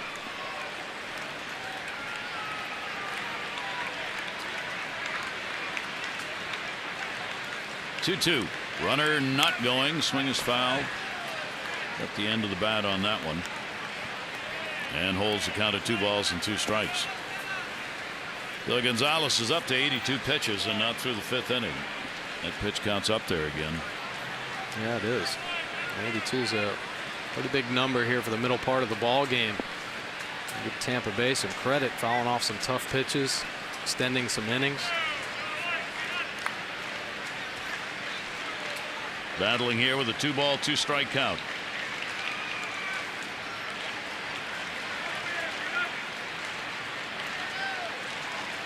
Runner again holding. Pitch just misses. So the count will go to 3-2. The patience you see from these Rays hitters is one of the reasons they are 4th in walks in the American League. They pick up their wins by keeping the on-base percentage high and the runner in scoring position average high. The Orioles, of course, much more inclined to do it with the long ball, leading the majors in homers. Runner goes, ball 4. So Gonzalez has walked 3, and this will put runners at first and second with 1 out. I'm hoping that Joyce is going to be a little bit aggressive in that situation. A 3-2 count, tries to get him to bite on the split finger. Just spiked it a little bit too much, and that'll bring pitching coach Bill Castro out to the mound. Try to calm him down in a tough situation here.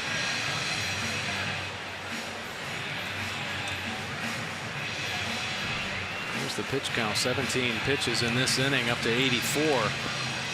Just one pitch away from a double play ball. That's what Bill Castro is telling him, trying to get back into the focus, work down in the zone to the rookie bat of Will Myers. Had a clean inning to start the ball game, but since Rays have been able to get at least 2 runners on in the 2nd, 3rd, 4th, and 5th innings, and they have the 3-1 lead. So Myers up. He has struck out, grounded out, 1 hit in 6 at bats in the 2 ball games. Myers with runners at 1st and 2nd, looking for the ground ball double play. And a chopper off the glove. It's going to end up being a base hit. It would have been a tailor-made double play if it had gone through, but it was knocked away by Gonzalez, and an infield single for Myers. And probably one of the toughest things for a pitcher to do is let a ball go by them. And you see Ryan Flaherty right there, and J.J. Hardy always has good range up the middle. He just reacts to it, and unfortunately for him, right off the end of the glove, and that deflects it away far enough they can't even record an out here in this situation. And the Orioles bullpen activated. T.J. McFarland. That's the 3rd of those kind of hits in this game tonight for Tampa Bay. Diving Quail out in center field earlier, a little roller back to the mound. Yeah. And take nothing away. They're taking advantage of it. Now the bases are loaded. Zobrist with a single at 3rd, the walk to Joyce, the single by Myers. And here's Loney, who has struck out and singled. 1 away, and Loney will take the pitch for a strike. Here is a big at bat here in the 5th inning. Well, one thing Miguel Gonzalez is really good at is shaking things off. The guy is fearless on the mound, and that's a type of situation where maybe a pitcher without that kind of poise could get frustrated at himself and then try to force the issue and make a mistake here. It looks like he's right back on track. Ground ball, got a chance. Flaherty, he'll go to short. There's one. Relay over to first, and they turn the double play. And a great pivot by Hardy, and a hard slide taken by Myers. No runs on a couple of hits. The double play will end the inning. It remains a 3-1 Rays lead.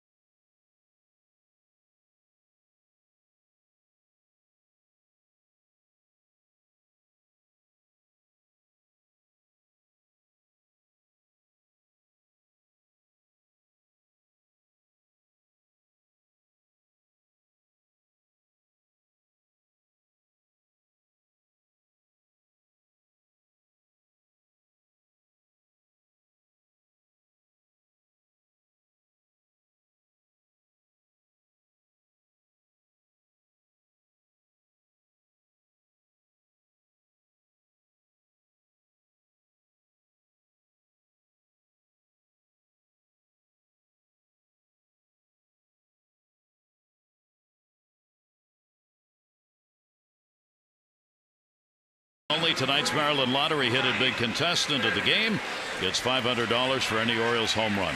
Denise Hodge, you have already won $700 tonight.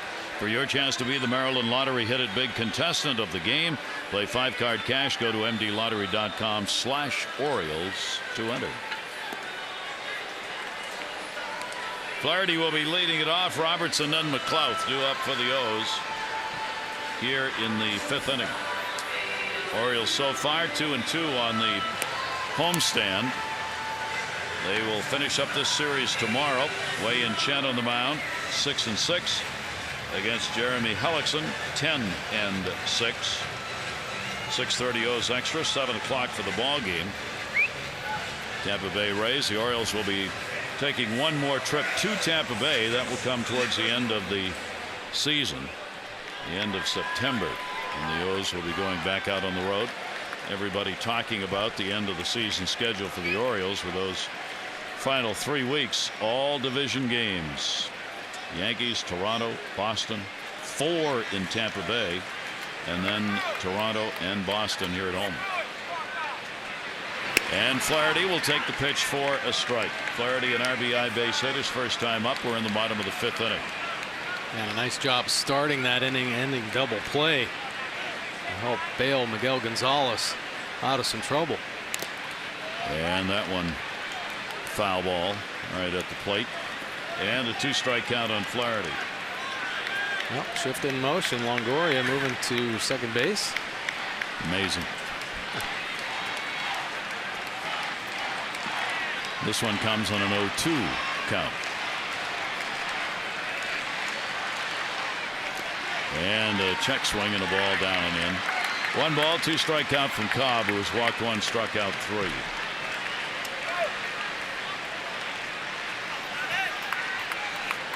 Flaherty trying to get on here. If you really trusted your bunting ability, it'd be so sweet to be able to just lay one down. But with a 2-strike count, can't take the chance. Molina stopped Cobb. You saw him stand up.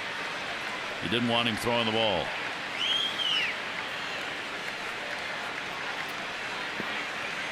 Counted a ball and 2 strikes. And a swing and a miss. So a strikeout. That'll be number 4 for Cobb. A pretty good breaking ball there from Cobb. Take a look at it. It shows itself. Looks like it's going to be a good pitch, but the late bite at the end as it drops down and out of the zone. Ryan Flaherty giving chase and can't quite get to it to keep the at-bat alive. That's a nasty yacker right there. It sure is. That had some movement. Yeah, good rotation. Here is Brian Roberts. Roberts flying out right field his first time up. He takes the pitch. It's a strike. Brian looking for his first hit in this series. 0 for 6 in the 2 games. Roberts .294 against the Rays this season. .280 lifetime. 0-1 delivery to him and a chopper to short. Escobar. 2 down. On Sunday, the first 5,000 kids 14 and under will receive a set of Orioles earbuds presented by PNC. Bring the family out to the ballpark. Have a great day here at Camden Yards. Then you can listen to your favorite music in style with your earbuds. So get your tickets in advance and save 888-848-BIRD or go to Orioles.com. McLouth up. He is struck out, grounded out. Cool dude in the seats there.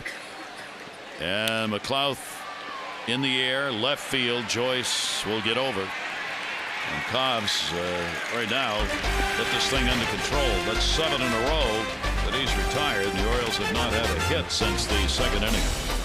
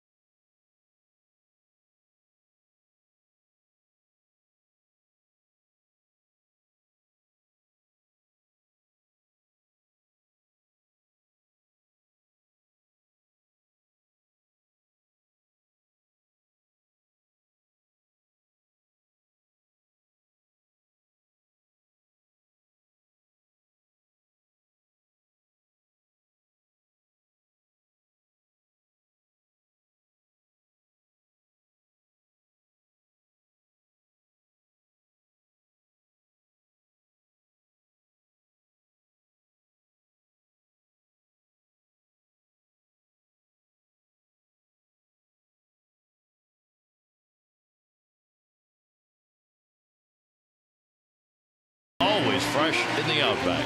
And by T-Mobile. Now your choice is simple. T-Mobile on Leash.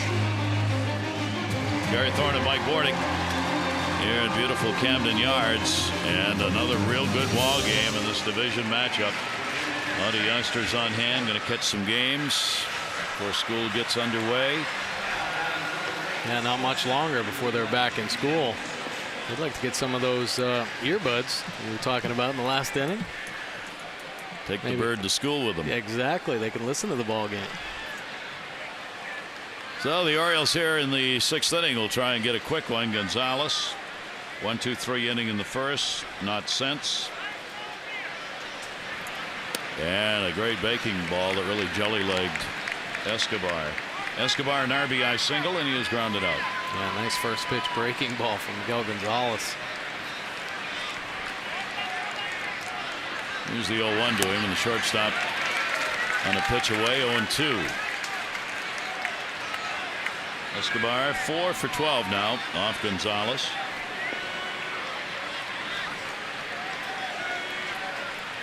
Miguel closing in on the 90 pitch mark here in the 6th inning. 0-2 delivery, and Escobar will take it outside. 2-1 strike count. Well, you really can't say enough about Miguel in that last inning. Got himself into some trouble. Of course, didn't help himself by deflecting a ball back up the middle. It could have eventually got, or potentially got him out of the inning.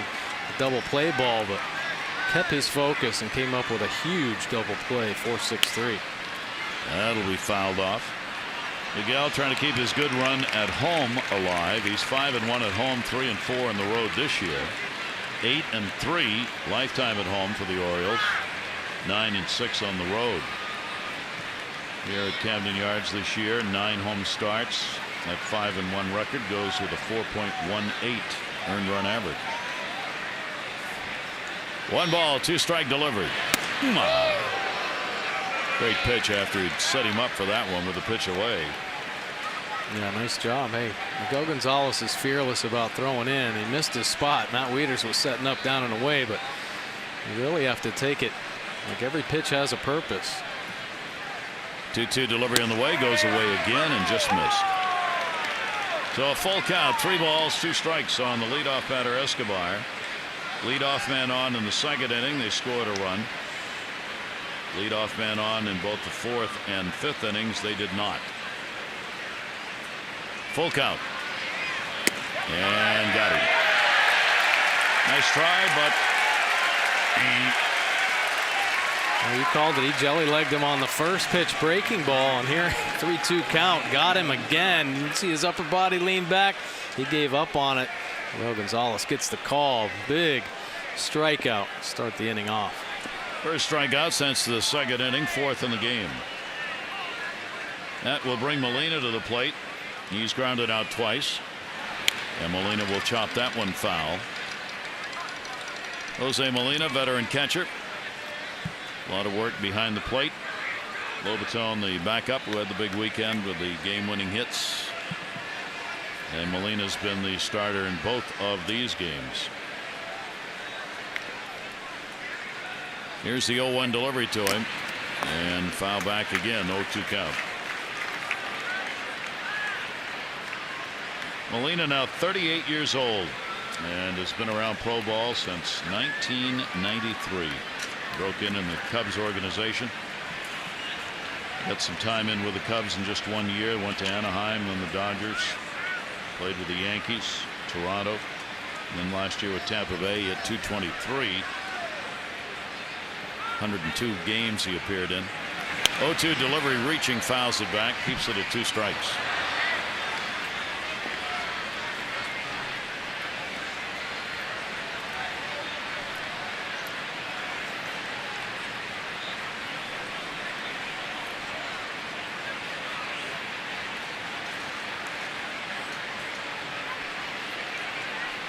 Here's the 0-2 again, and Molina will take it our way.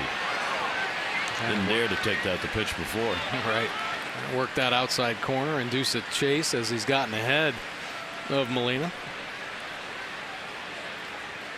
1 2 strike count. Jammed him. And to Molina's credit, he's fought off a couple of pitches. One out, probably outside, and then that one jamming him. Both of them he couldn't afford to let go by.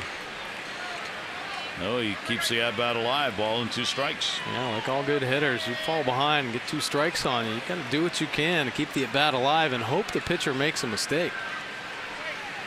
1-2 delivery off the fist, and another dying quail. They have had a couple of those tonight, and Molina's on. That's a good at bat. He kept it going in a 1-out single here in the 6th inning. Tune in to the Mid-Atlantic Sports Report tomorrow, 5 to 6:30 with Tom, Dave, Mel, and Phil. If you missed today's show, you missed Buck Showalter. He was on live from the ballpark. You can tune in tomorrow at 5 for a look at the series finale versus the Rays. It'll be right here on MASN, 5 to 6:30. Well, this Tampa Bay offense has really made Miguel work. 100 pitches to this point. His season high at 111. He's averaging 97.1 pitches per start.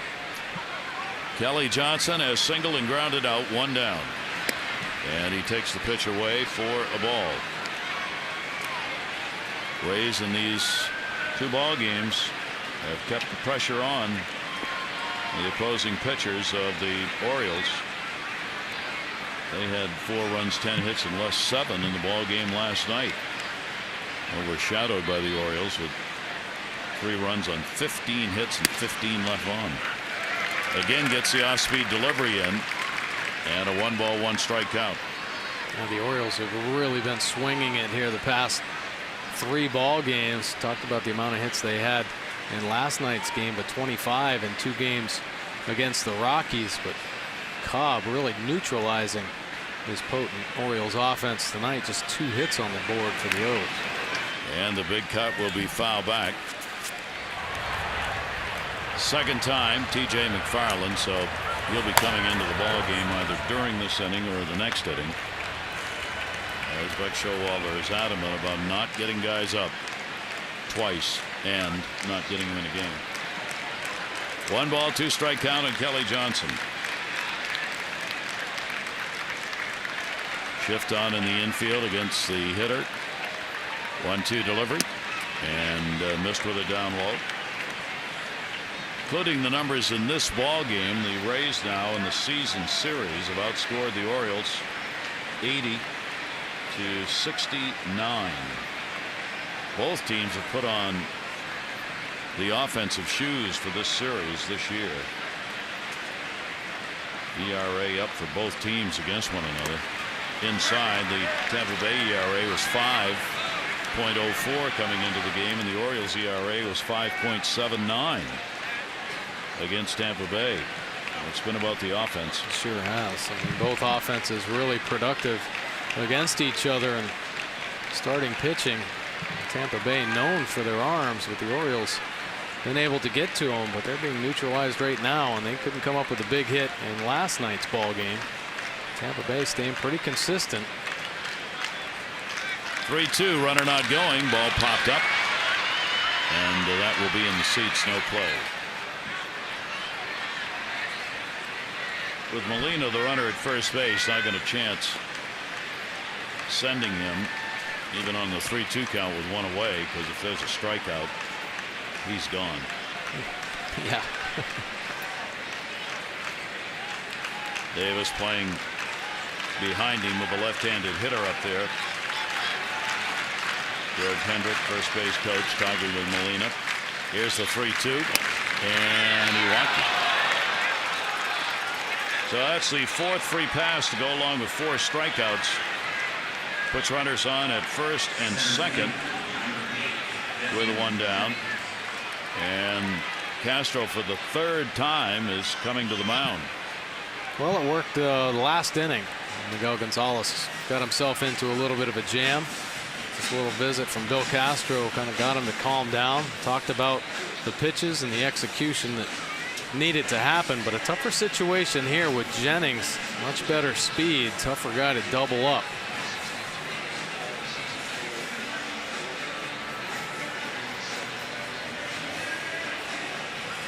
As they've done all year, Gonzalez gets extra days rest. They believe he needs to have more rest than the normal 4 days off. So his last start came on the 13th. And Here we are in the 20th, so he's had 6 days between starts. The Orioles have tried to do that with him in this rotation. So far tonight, it has been a tough one for him. Every inning but the first has been a struggle. Here is Jennings with a walk and a run scored. 0 for 3 official, 0 for 2 rather, at the plate. And the pitch outside for a ball. And Miguel Gonzalez may be running out of gas. Yeah, it seems like it. The command isn't right there. His misses are pretty bad right now. Completely out of the zone. Starting to get some non-competitive pitches early in the ball game all around the zone with all of his pitches. 1-0 count. Another big at bat in this game, and that's outside. And the count goes to 2-0. Only one down here. Zobrist waiting on deck.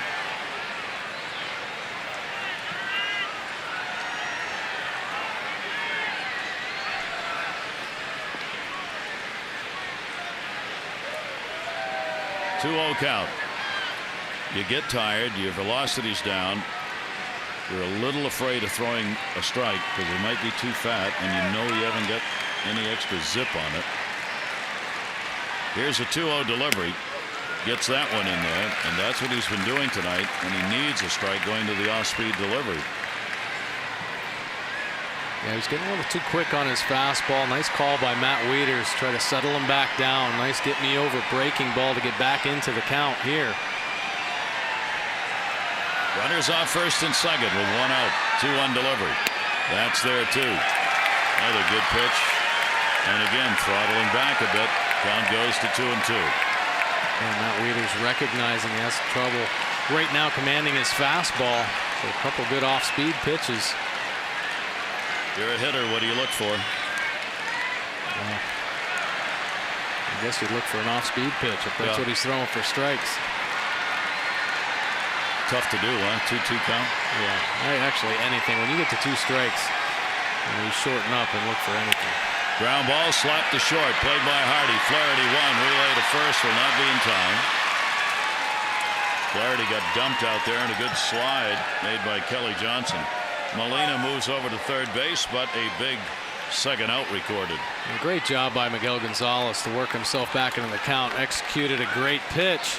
Almost got the double play, but Buck Showalter now comes out to make the big pitching change. So Gonzalez, coming out of the ball game, is not going to break his streak of 4 games without a win. Could take the loss here. The hope the Orioles can come back, and he ends up non-decision.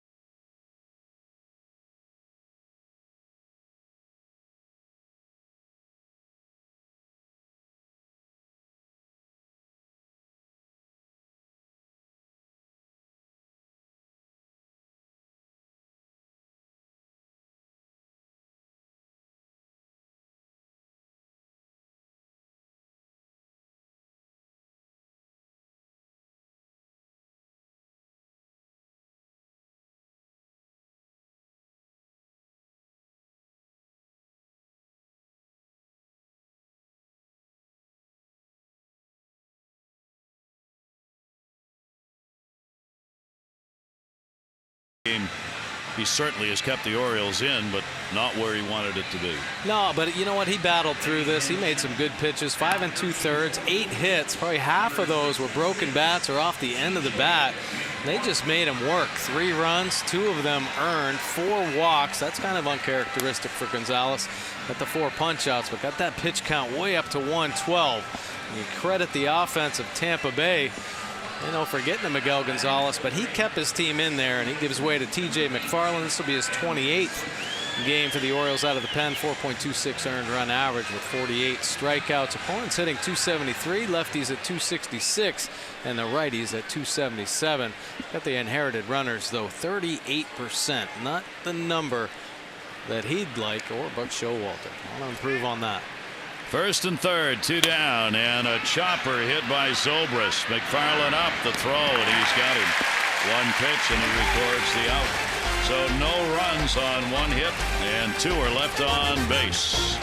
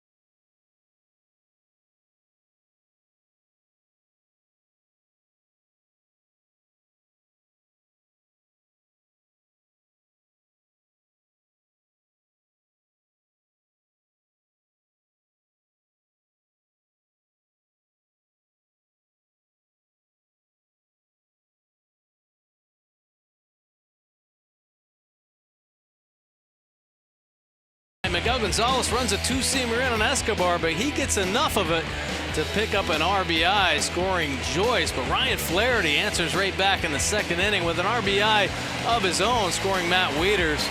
Zobrist with the bullet down the right field line. That scores Jennings all the way from first base.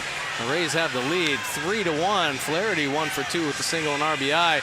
Runners of scoring position tonight. Tampa 4 for 10. The O's just 1 for 2 as Alex Cobb really keeping these Orioles bats at bay. Geico saving people money on more than just car insurance.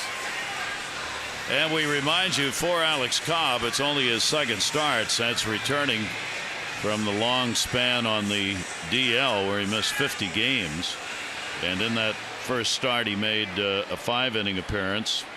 Before that, he'd only worked 4 1/3 against KC, 4 against Boston. The last time he got anywhere close to where he is now in the game was against Detroit on June 5, when he pitched 7 2/3 innings. Well, you know what he's doing in this ball game? He's throwing all of his off-speed pitches for strikes. A lot of times, offenses will try to be real patient as Machado grounds to Escobar before the out.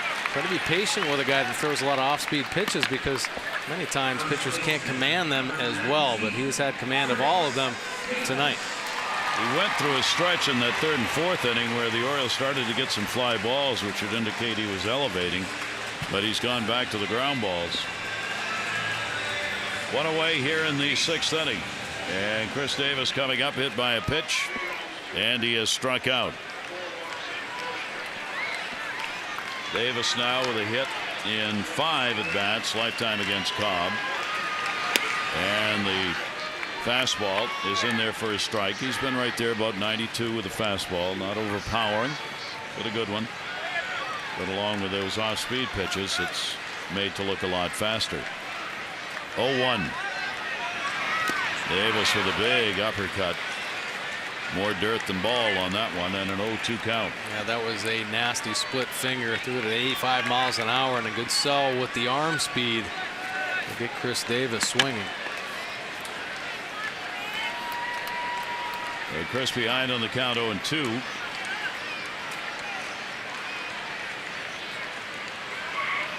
Cobb's delivery to him outside for a ball. So Chris leads the majors in homers. He is tied for first in runs in the league, second in slugging, second in RBIs. He's second in doubles now, sixth in on base percentage, and eighth in average. For Chris Davis. 1-2 delivery and another one that'll bounce. And a 2-2. You can stop by the AT&T store on Dobbin Way in Columbia Friday noon to 1 for your chance to meet Chris Davis. He'll be on hand signing autographs. First 200 fans guaranteed to receive an autograph. That's Friday noon to 1, AT&T store, Dobbin Way in Columbia. You can go to OriolesReach.com for details. Should be a good crowd for that one. 2-2 delivery on the way and keeping it down low but missing, and it's a full count, 3-2. Good take right there from Chris Davis, making the adjustment as he swung at that same pitch earlier in the bat. Chris here in August with a .311 average coming in, 7 home runs. 3-2 delivery to him, and he'll foul that one off. Stays full at 3-2.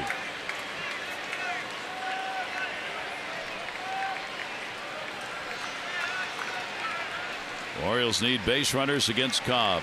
Try and get him work out of that stretch. And down by only 2 in a ball game where it's the Rays who've missed chances so far. 3-2 delivery and walking. Nice eye right there by Chris Davis. Cobb throughout this ball game on the lefties has tried to bring that two-seamer back over the inside corner.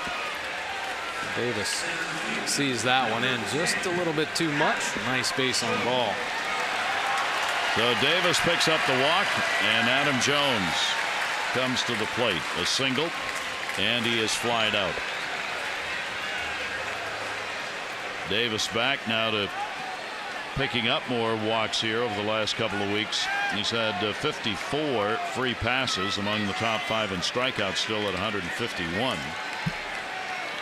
Adam Jones, 5-game hit streak. Runner on and 1 out. Jones fouls it back. Big cut on the fastball by Cobb.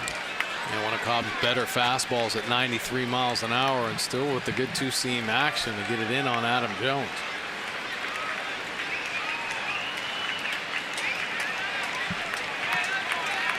Orioles have been tough on right-handers all year long. Good numbers against righties. A bit of a struggle against lefties. Jones .322 off right-handers. 6th best in the American League. Davis 3rd best. Came inside. Strategies changed. Pitchers for a while, about a month ago, were going to those sliders, breaking balls away, trying to get Adam to chase, which he did a little bit. Started laying off those, so now they've worked him with that pitch away, trying to get the outside corner, come back inside to try for strikes, trying to get him leaning. That one, a good pitch down low, 1-2. It sure was Cobb rushing a couple fastballs in on Adam Jones. Sets up the good split finger down in the zone. Getting Adam Jones a little antsy. He gears it up and swings over the top of that one.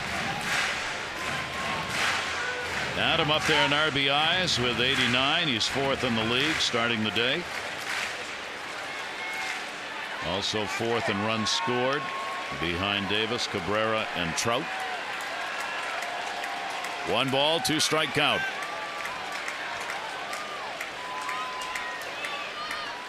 Cobb's delivery. Jones fouls it back.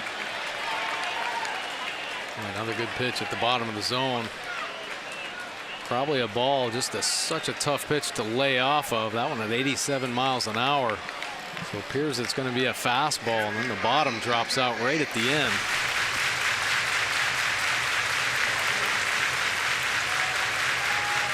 Two managers who didn't sit much last night, and they're not sitting much tonight. 1 ball, 2 strike count with 1 away.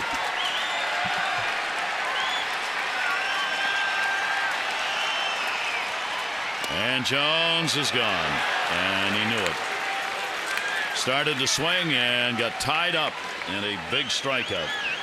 A big breaking ball here from Cobb.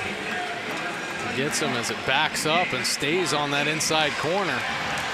Molina wanted it away. You see him holding that glove.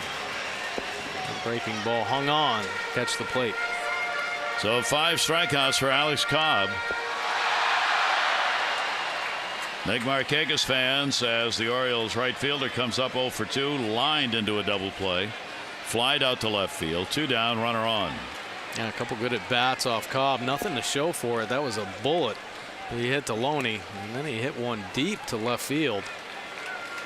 Think these games aren't important? I hope you saw the bench. If you saw that side shot of Jones on that last pitch on the replay, you saw the bench all signaling a strikeout. The guys over there on the bench, same thing with the Orioles. Players are up on the front, applauding, cheering, calling strikeouts. I mean, everybody knows what's at stake in these ball games. For Tampa Bay, got to keep winning. Boston keeps winning. They're trying to get the division lead. For the Orioles, trying to catch Tampa Bay and the Red Sox, there's very little leeway anymore. There's not enough time to make up games, so you got to win right now. 1 ball, 1 strikeout. Davis off first base, and the delivery will be down low to Nick Markakis. 2-1. Yeah, certainly when August 1st comes around, you're in the playoff hunt.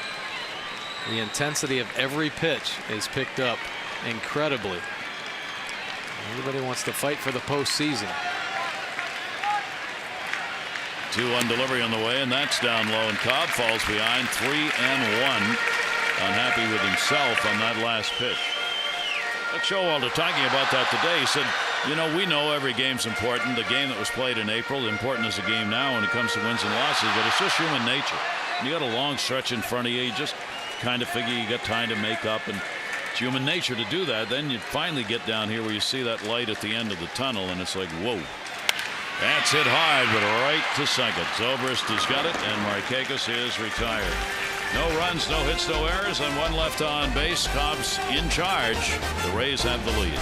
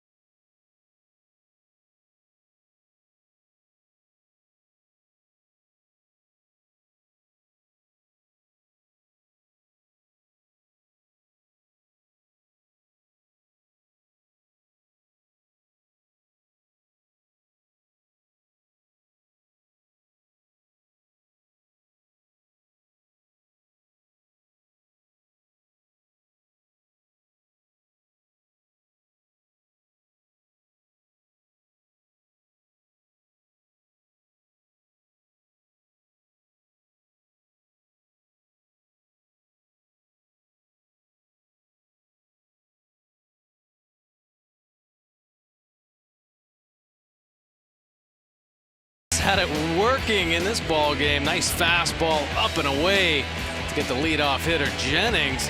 Oh yeah, and then he drops the good split finger to get Loney. But Cobb matching him. Good breaking ball here to get the best power hitter in the game. Chris Davis, and Ryan Flaherty goes down on the breaking ball as well. 26,158 on hand at the ballpark. 26,158, seeing another good ball game that's yet to be decided. As the Orioles, T.J. McFarland on in relief through 1 pitch in the 6th inning to record the final out. Now we'll work to Longoria, Joyce, and Myers. Middle of the order due up for Tampa Bay. Tampa Bay, Escobar's had an RBI base hit. Zobrist has had an RBI double. And a sac fly by Joyce for their 3 runs. The Orioles an RBI base hit by Flaherty, an unearned run off Cobb. Their only run in the game. And the pitch will be taken away. Longoria single, 1 for 3, now has a 4-game hit streak. 1-0 delivery to him, watching it, and it's away. Longoria hitting .326 off lefties, about 70 points higher than he does against right-handers. 18 though of his 25 home runs against righties.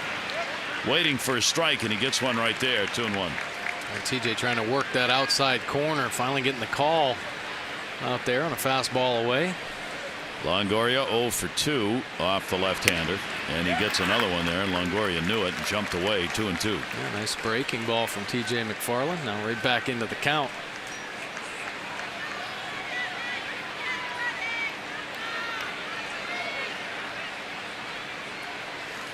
Two delivery, shift on in the infield, jammed him, popped it up. And it'll be in the seats. Executing his pitches right now. That's a nice one. Working the outside corner, then drops a breaking ball and rushes a fastball in on the hands of Longoria. Almost beat him. Nice job just to get a piece of it to keep the bat alive.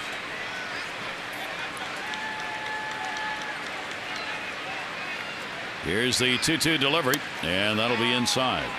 Yankees won the first game of the doubleheader today against Toronto. 8-4. They were behind 2-0 in the nightcap. They've come back to tie it up 2-2 in the 7th inning. Yankees chasing the Orioles right now. 3-2 delivery, getting to reach for it. Popped it up to center. Jones. And Longoria's retired, one away here in the 7th inning.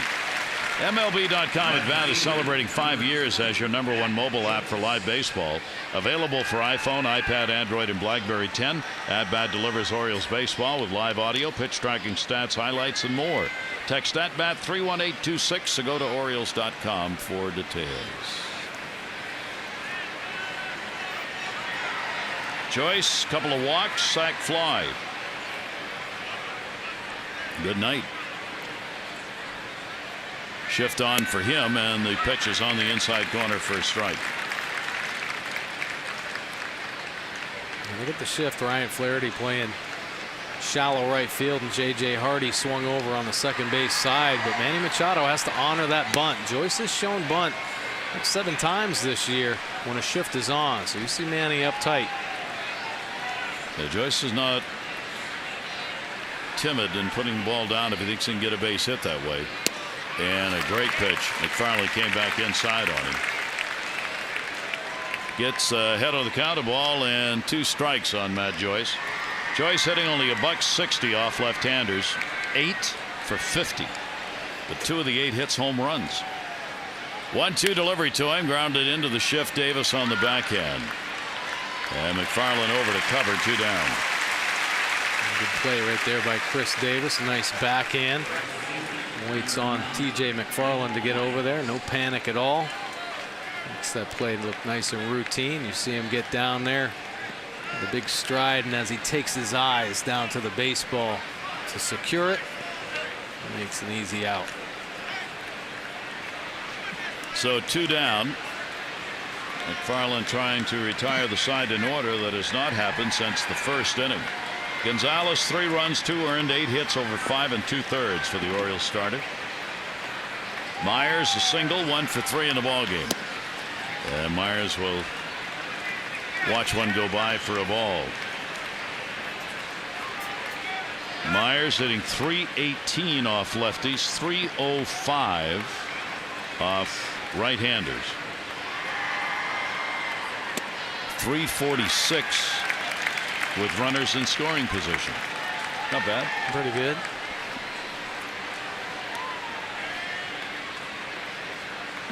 Playing in his 52nd game and has got 200 at bats now. 1-1 delivery to him, grounded down to third. Manny Machado's got it. Sophomore retires the rookie, and a 1-2-3 inning for McFarland. 7th inning stretch time, Camden Yards, and a good one. 3-1 Rays.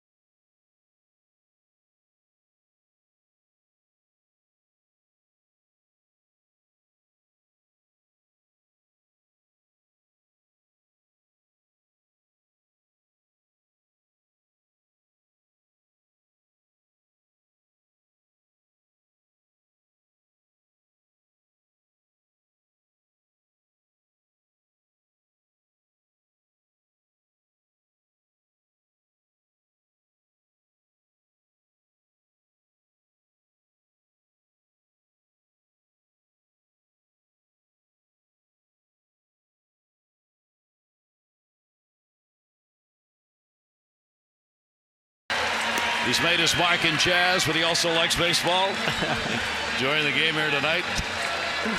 That's great. And great to have you with us. Good ball game. So the Orioles pitching has done what it needs to do.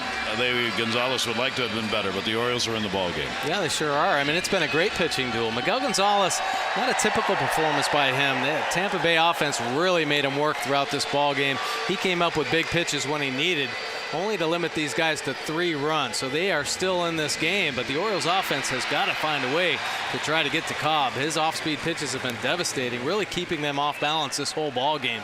They're in hopes in this inning. Matt Wieters leading it off. He has great numbers against the Rays. So you either get to him and find a way to get on base, or you try and get him out of there. See if you can get his pitch count up, but that's really tough to do because Cobb throws a lot of strikes. It sure does, and he is really pitch efficient in this ball game. So the fans settle back in, bottom half of the 7th inning. And Wieters coming to the plate. Orioles after another one of those late comeback wins. And Cobb's delivery, a fastball up high. 3 runs, 8 hits for the Rays, 1 run and 2 hits for the Orioles. The Orioles have not had a base hit since the 2nd inning of this ball game. 1-0 delivery, and the off-speed delivery's in there again. Cobb has had 2 walks and 5 strikeouts in the game. Wieters reached on an error, scored in the 2nd, and he is struck out. And that pitch will miss down low. So Matt gets ahead on the count, 2-1. Wieters, Hardy, Flaherty due up in the bottom of the 7th. 2-1 delivery to him, and Wieters will take it and gets ahead on the count, 3-1. Cobb just not giving in. Split finger and then backs it up with a curveball down at the bottom of the zone. Now they shift. And the 3-1 shift. They have shifted in 3 different counts to Matt Wieters in this ball game. They waited till he had a strike on him. Then they waited till he had 2 strikes on him, and now 3 balls on him in the shift. 3-1 delivery on the way, and it's away, and the Orioles get the leadoff man on. Walk number 3, and a leadoff walk by Cobb, who slams the rosin bag down as Hickey goes to the phone to the bullpen. Yeah, that's a nice at bat right there by Matt Wieters, and the best power hitting shortstop in the game comes to the plate. There you see Alex Torres in the bullpen. So the Orioles get the potential tying run to the plate. Here's Hardy. Walk, and he's flied out.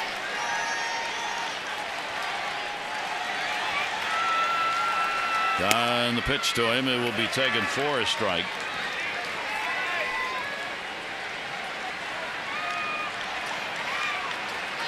Up to 85 pitches thrown by Cobb.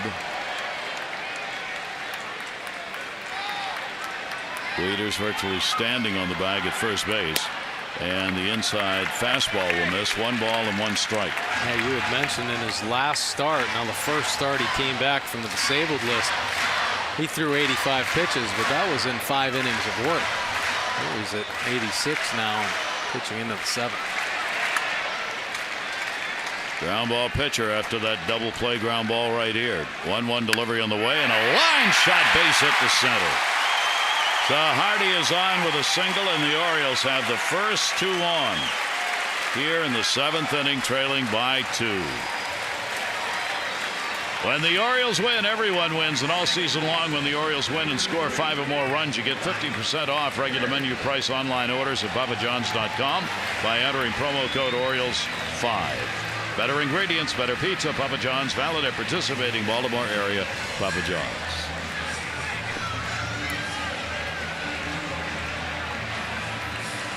Hickey out, pitching coach to have a word with Cobb. The Orioles get their 3rd hit in the first since Flaherty's single in the 2nd inning. Now you see how efficient he's been. 18 pitches in the 2nd and 18 in the 6th. And now Hickey out there to try to calm him down. Maybe give Torres a couple extra pitches in the bullpen, because he got away with one right there. J.J. Hardy, he hung him a fastball. J.J. powdered it up the middle. He's lucky that one didn't end up in the Orioles bullpen. Orioles went 16 batters between hits, but because Gonzalez, McFarland have been able to hold the Rays to 3 runs. Orioles now with a potential go-ahead run at the plate. Flaherty singled RBI, and he is struck out. Orioles 1 for 2 with runners in scoring position. That's how good Cobb's been. There haven't been any chances. 4 for 10 on the other side. And Flaherty will take it up high.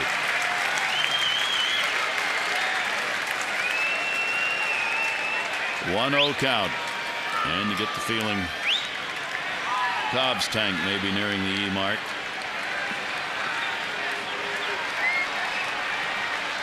They move the shortstop over, get a full shift on here. And the pitch taken for a ball. 2-0 on Flaherty. Roberts on deck.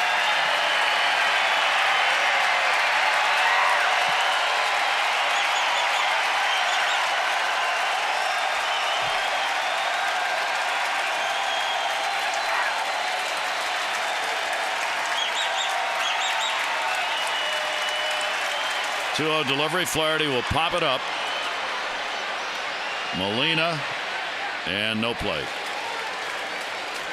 Even if he'd gotten there and leaned in, he wouldn't have had a chance on it. 2-1 strikeout. Crowd here at Camden Yards, finally something to come to life about.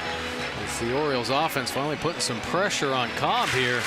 And Ryan Flaherty got himself into a nice hitter's count, just missing a 2-0 fastball. Against Cobb this year, with runners in scoring position, opponents are hitting .214.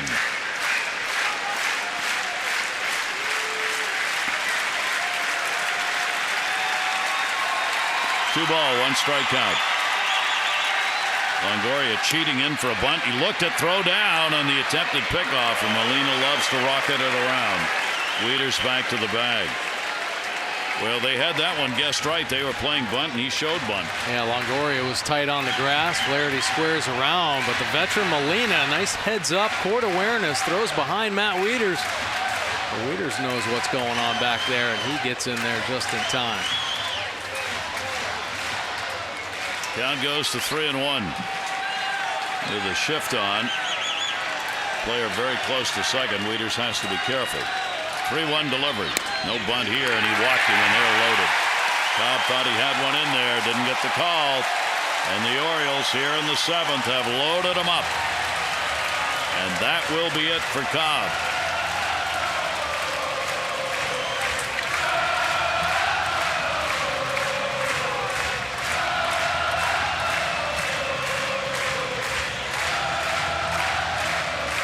And there's what we were talking about just a minute ago.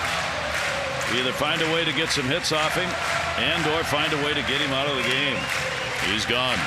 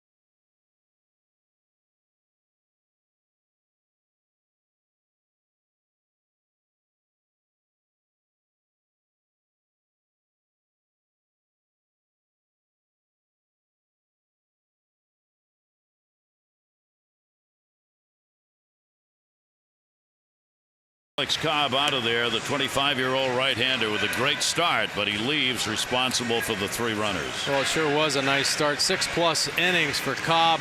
Just the 3 hits, 1 run given up, and that wasn't even earned. 4 walks, though. The Orioles able to put together some great at-bats in that last inning. 2 walks to chase Cobb. 5 strikeouts, just 92 pitches, and he gives way to Alex Torres, the strong arm and left-hander. This will be his 26th appearance out of the pen for the Rays. 1.35 earned run average, 50 strikeouts, just 16 base on balls. Opponents hitting just 119 off Torres. Lefties 157, and righties are down to .057. Inherited runners stranded 79%. He has really been a force coming out of the bullpen for the Rays. That's the first game this year in the 15 starts for Cobb that he's walked 4. He had 3 starts where he walked 3. So the Orioles getting the best of that department. And now, here we go. Brian Roberts coming up. Bases are loaded.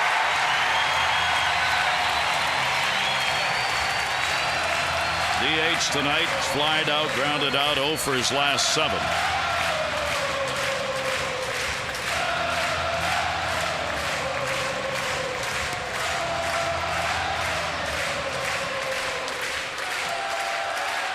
Brian is 2 for 2 with the bases loaded this year. Wieters, Hardy, and Flaherty are the base runners.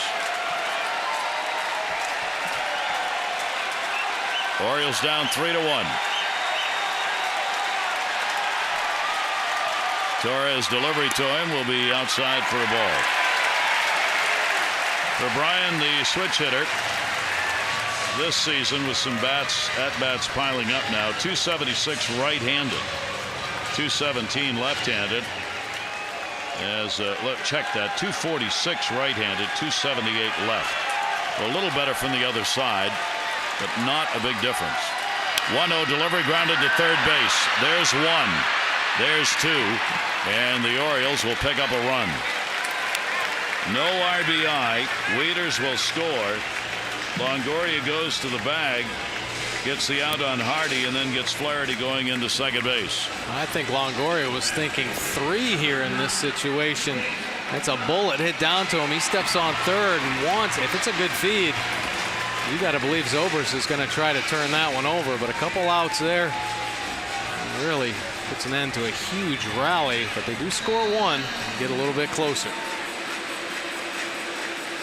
Could he easily have come home with that to record an out? Yep. But would he have been able to get Roberts at first base? That would have been a tougher play, huh? That would have been tough. It's a risky play. I think he had in his mind triple play. I agree with you. Yep, I agree. 2 down. Here's McLouth, and he'll foul that one back. Nate's 0 for 3. Runner at first base now, and 2 down. So an unusual double play. The ground ball to third base. There's Brian Roberts. He's at first now. It's a 3-2 ball game.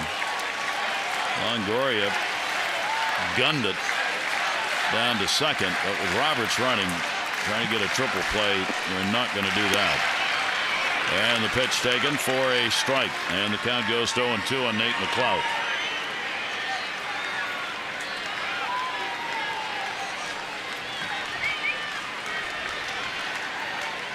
Torres talking to his infielders here because the shift is on, making sure he knows who's covering second, as once again Longoria moves over to the second base side, the third baseman. Roberts off first. Torres with the 0-2, and a swing and a foul ball. Molina banging it into the ground, wishing he could have held on to it for strike 3. Pretty good pitch with some late movement on the end. And Nate McLouth just gets a piece of it, but Molina unable to hang on to it.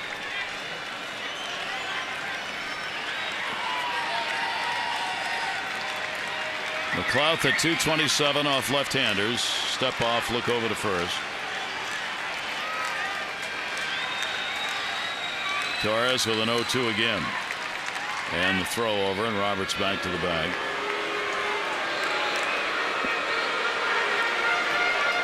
Roberts representing the potential tying run.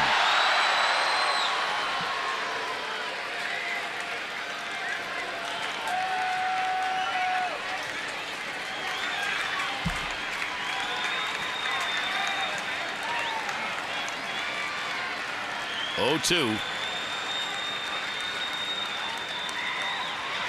Clouth takes it, and it will miss. And a ball and 2 strikes. Well, the first 2 games of this series have certainly lived up to expectations as far as good baseball and tight games are concerned. Yeah, I've seen a little bit of everything, haven't you? Great pitching, tough situations, big hits.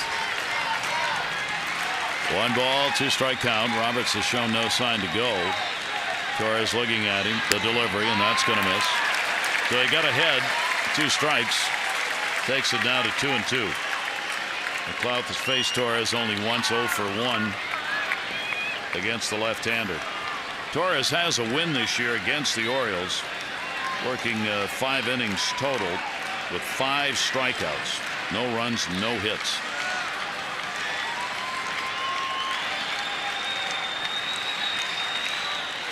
Two-2 delivery. McLeod rips it foul. Yeah, you got the head out on that one. A nice swing from Nate McLeod. Just took enough off it though to keep him out in front and pull it foul. Wayne Kirby had all the great memories of his life go yeah. quickly through his memory bank. That ball was screamed. It wasn't that close, but it's hit that hard. It doesn't have to be. It still makes you flinch. 2 ball, 2 strike count. And McLeod again able to get just enough of it. Keep the at-bat going. Tips it foul.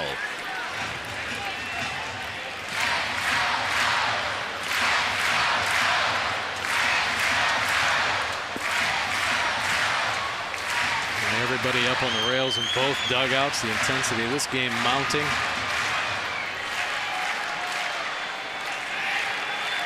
Eighth pitch of the at-bat.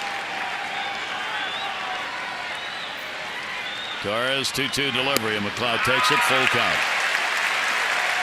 And McLeod's refusing to bite. Now Roberts will run at first base. Loney will stay on the bag to keep that running start as close as he can get it. And the 9th pitch of the at-bat will be coming to Nate McLeod.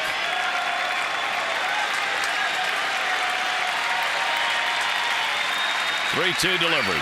Got it in there, and that's the inning. So Torres gets the strikeout. The Orioles will get a run on 1 hit and leave 1 on. 1-run game.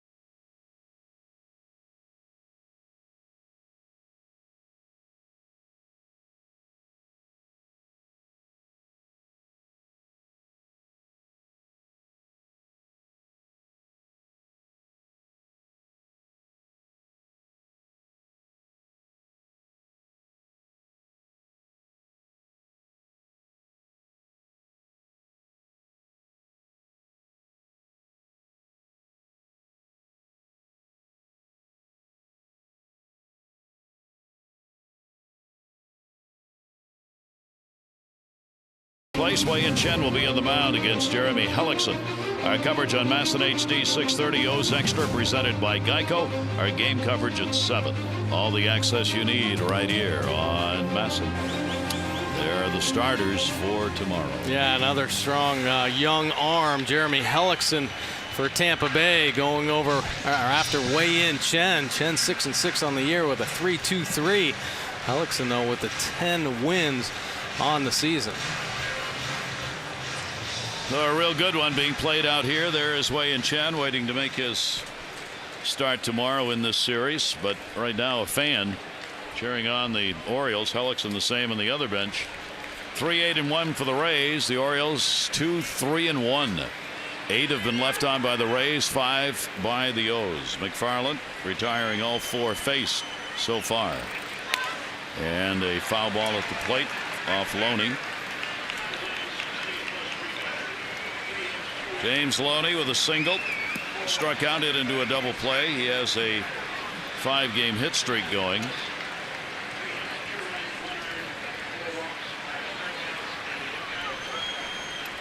We're in the top of the 8th inning. Here's the 0-1. Chopper foul as he got around on that one, and a 2-strike count.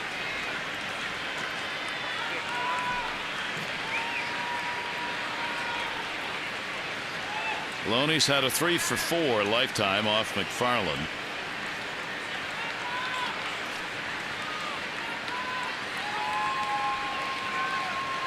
The 0-2 delivery to him, and outside.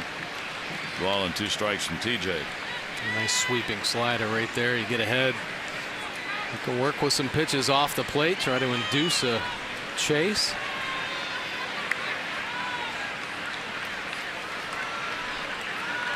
Here's the 1-2, and Loney to second. Flaherty.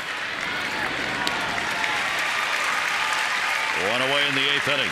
This copyrighted telecast presented by authority of the Orioles may not be reproduced or retransmitted in any form, and the accounts and descriptions of this game may not be disseminated without the express written consent of the Orioles. Gorgeous sight here at Camden Yards. Boy, the fans seeing some really good baseball in these first 2 games. 1 down. Here's Escobar, single, ground out, struck out, 9-game hit streak for the shortstop. And he'll go after the first pitch. Hardy over, ranging. Can't come up with it. That one hopped on him. It'll be a base hit for Escobar. 2-for-4 in the ball game. He's on with 1 down. And time to text in your vote for the AT&T player of the game. Alex Cobb, Rays starter. 2 runs, 1 earned, 3 hits over 6. Ryan Flaherty has picked up a walk and a big RBI base hit in the game. And Ben Zobrist on the other side with an RBI double and a single. Text in your vote A, B, or C to 31826.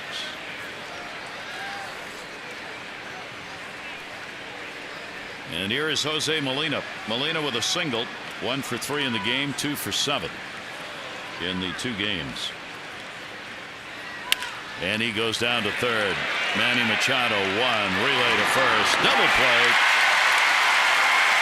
No runs, 1 hit, no errors, nobody left. We go to the bottom half of the 8th inning. Orioles will have Machado, Davis, and Jones.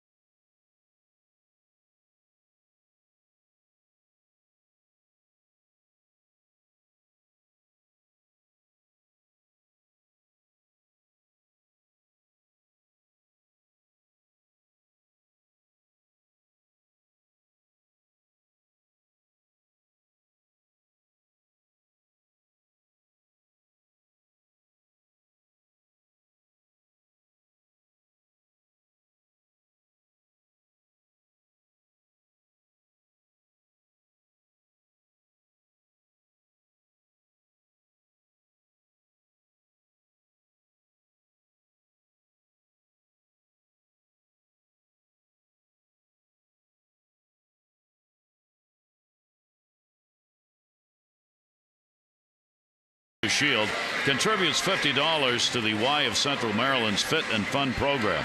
There have been 310 walks for a total of $15,500. Care First Blue Cross Blue Shield encourages each of us to take that first step towards a healthier and more active lifestyle. Jamie Wright, who worked in the ballgame last night, comes on to pitch. Yeah, veteran right-hander. This will be his 51st game, 3.10 earned run average, 48 strikeouts in 52 1/3 innings of work. Opponents hitting .228. Lefties just .204, and the righties at .263. Interesting that Wright, this is 18 years worth of work with 10 major league teams. He has never been to the postseason. He is, among active players, the player who's gone the longest in major league service without making the playoffs. Wow. Little added incentive for the 38-year-old right-hander. Sure is. And still a very effective pitcher. Yep. Has that good sinker baller. He works in the low 90s. And the curveball, which has been his pitch throughout his career. That's his go-to with 2 strikes. The Orioles want to go to the postseason too. They got to get some runs right here in this one to help the cause. Manny Machado 0 for 3 in the ball game. Will lead it off for the Orioles in the bottom of the 8th inning, trailing by 1. Wright last night with an inning worked, walked 1, and that was it.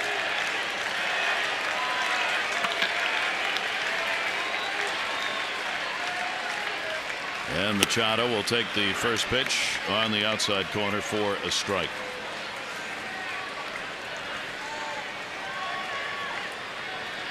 Bullpen for the Rays, 9th in ERA. They do give up walks, though, 10th most. Ball in the air to center, Jennings. Good swing right there by Manny Machado on the curveball, but I'll tell you what, this Orioles offense is certainly not out of it. They are packing a punch offensively this season. 166 home runs. That ranks first. The batting average third at .266. Runners in scoring position, we've talked about that one at .277. That's second in the league. Slugging percentage first. Doubles second with .233. So there's all kinds of offensive force. And they are a good late inning offensive team as well. 1 down. Here's Chris Davis. A walk hit by a pitch, struck out. Wright's delivery to him will be outside for a ball. Davis has a 1 for 4. Lifetime off Wright. Fans move a bit closer to the edge of their seats. Oriole fans hoping one swing of the bat brings a tie game. Here's the 1-0 delivery, and came inside that time and will miss, and it's 2-0. See the shift on with the deep infielder out there in right field, and Myers, the right fielder, almost in the seats. He's about 2 steps off the warning track in right field. 2-0 count. Davis will foul that one back. 2-1.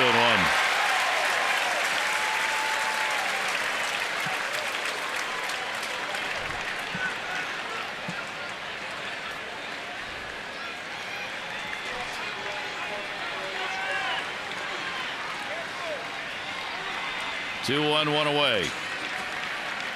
Molina sets up outside. Ball comes in, misses. And a 3-ball, 1 strike count on Chris. Pitcher's trying to be very careful, obviously, to Chris Davis, mixing up all their pitches, locations, trying to keep him guessing.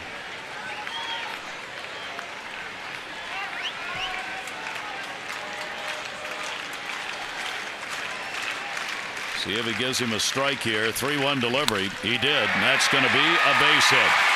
Aren't a lot of free spots out there, but Davis found one. So the Orioles get the potential tying run on here in the 8th inning with 1 away. There you go. Chris Davis once again beating the shift.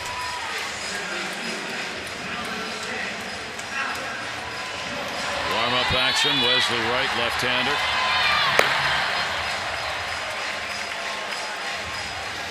The Orioles get just their 4th hit of the ball game. Jones has one of them, a single in the 2nd inning.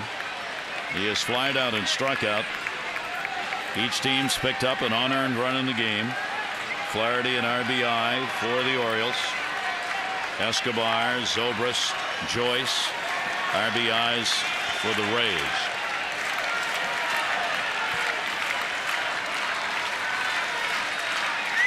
One down. Ground ball towards short, backing up Escobar. Zobrist going to have to hurry, relay to first, and they got it. A big double play. Turned here in the 8th inning. No runs, 1 hit, no errors, and nobody left on. We go to the 9th, 3-2.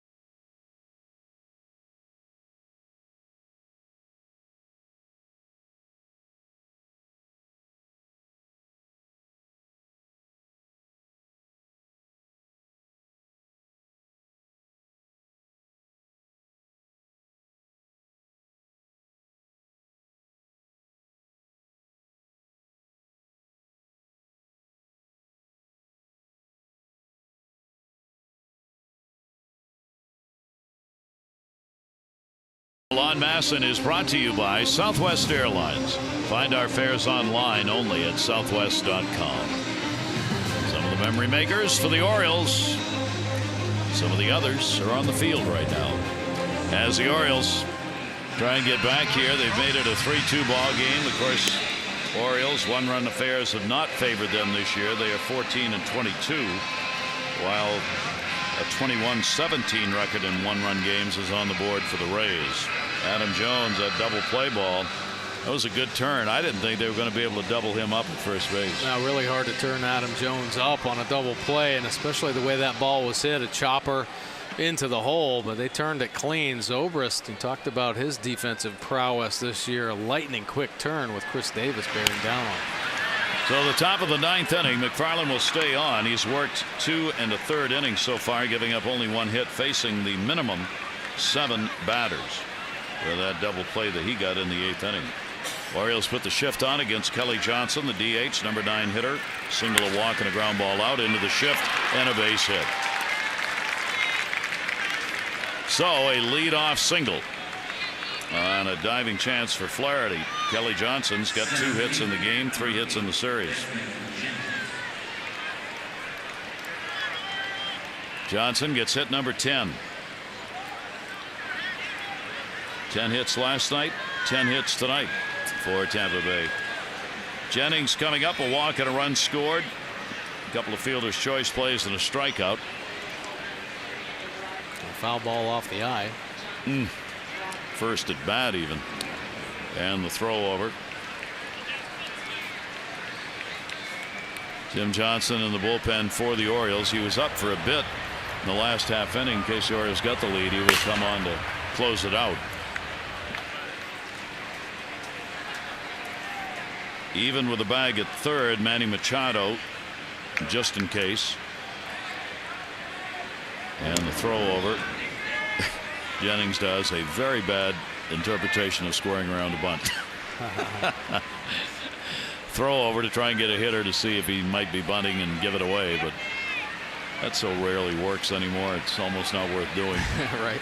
Hitters know what's going on, and he squared around after the ball was already in the glove of Davis at first.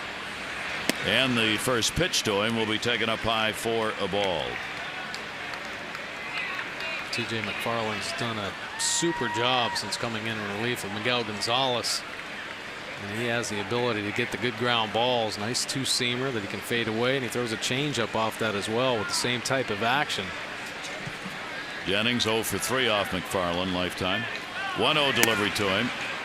That will miss, and the count goes to 2-0. Obviously, the Orioles can ill afford to surrender anymore here with only 3 outs to work with, but down by only 1.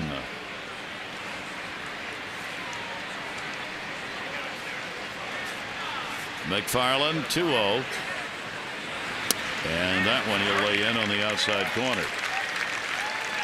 McFarland has worked as much as 4 1/3 innings this season. Did that against Toronto back in the middle of June. He has not been a 1-inning reliever. He's been one of the long men in the bullpen for the Orioles. 2-ball 1-strike count on Jennings. And that's going to be a base hit into right center field. Can the runner get third? No. Jones up and will hold him. Johnson got a good jump, but Adam Jones got over there to get it. Jennings is on first and second, and nobody out. And coming up to the plate here is Zobrist, our Lexus of Towson drive of the game. Yeah, Ben Zobrist hit a bullet down the right field line, scoring Jennings all the way from first base. See him hustling in with the slide. Big double for Ben Zobrist. And our drive of the game brought to you by Lexus of Towson, the Baltimore area's #1 Lexus dealer. Come see why they're #1 at LexusofTowson.com. Rays in these 2 games just will not go away. They've got 11 hits now. They got runners on at first and second. They have stranded 8 in the ball game. Defense being set by Buck Showalter and company. They'll play in at first and third, back at second and short. Zobrist a double, single, RBI, 2 for 4, and a ground ball off the plate. Manny Machado will go to first, get the out. Runners will move up with 1 away. Yeah, that was a work just as good as a bunt. And chopper off the plate. Manny Machado's only chance at first base to get Zobrist for the first out. So another big at bat. Tom Seaver, the great Met pitcher, used to say, in the course of a ball game, there may be 4, 5 key moments for a pitcher where the pitcher's saying to himself, this is it. I got to get through this somehow. Sometimes only 3 or 4.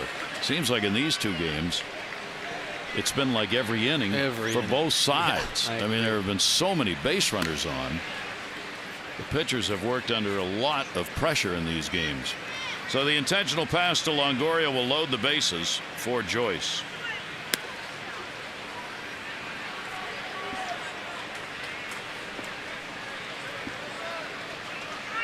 The Orioles with 1 out here in the 9th inning. So Longoria will get down with the intentional pass. That's his 9th free pass of the season. Chris Davis got 11 of those. And here's Joyce. Sac fly, RBI, couple of walks, and ground ball out.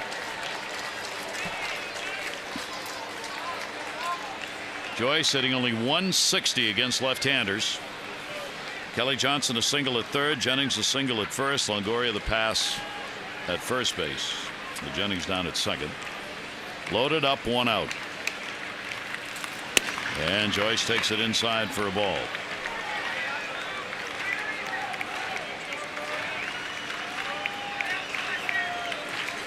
Joyce with a 1 for 5 off McFarland. Outfield's got to play normal position with only 1 down here.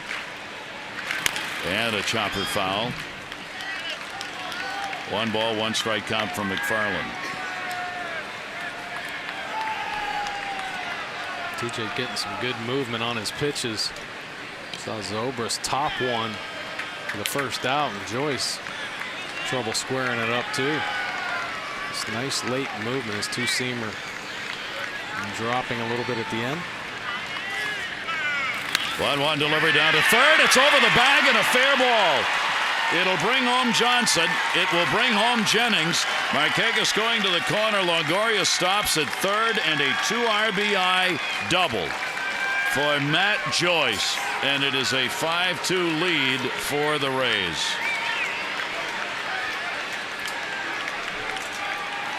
Looked like it went right over the bag. Yeah, Joyce gets to this pitch, pulls the hands in tight, and it does. It hangs on and stays fair. Joe West with the call, and you see Jennings just cruising in. Buck Showalter now out. Ooh, what a big hit for the Rays. Delivered by Joyce. Jim Johnson will be coming out of the pen to face Myers here in the 9th inning.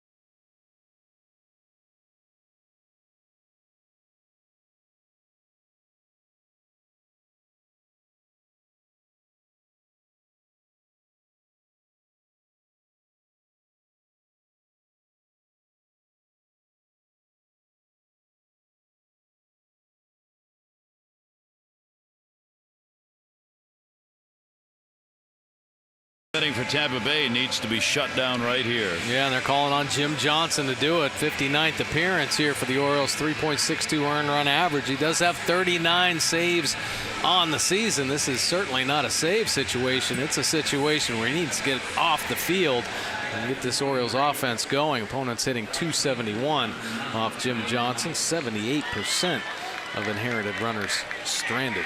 Tampa Bay 5 for 12 with runners in scoring position. They've got 2 more out there, and here is Will Myers.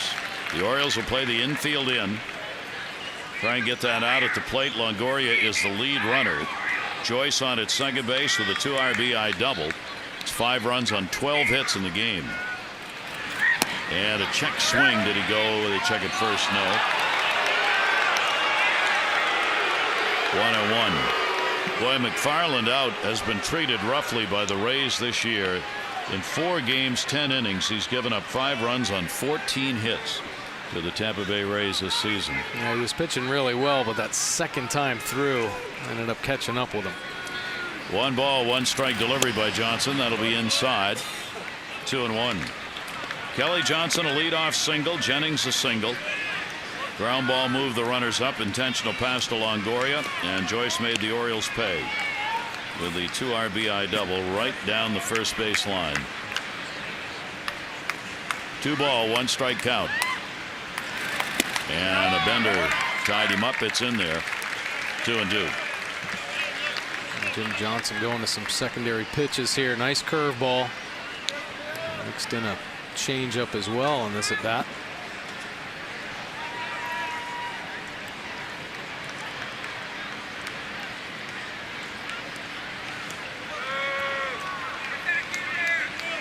Myers steps out. Rookie in the infield, backs up a little bit. 2-2 delivered and misses outside. So a full count, 3-2 on Myers. Base hit, be a couple more runs. Longoria and Joyce out there. And only 1 down. 3-2 delivery. And he'll foul it off and keep the at bat alive.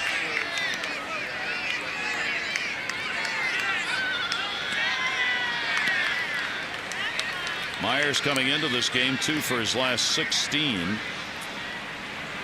He's picked up the base hit for the 1 for 4 in this one. The rookie's been quieted down a little bit at the plate.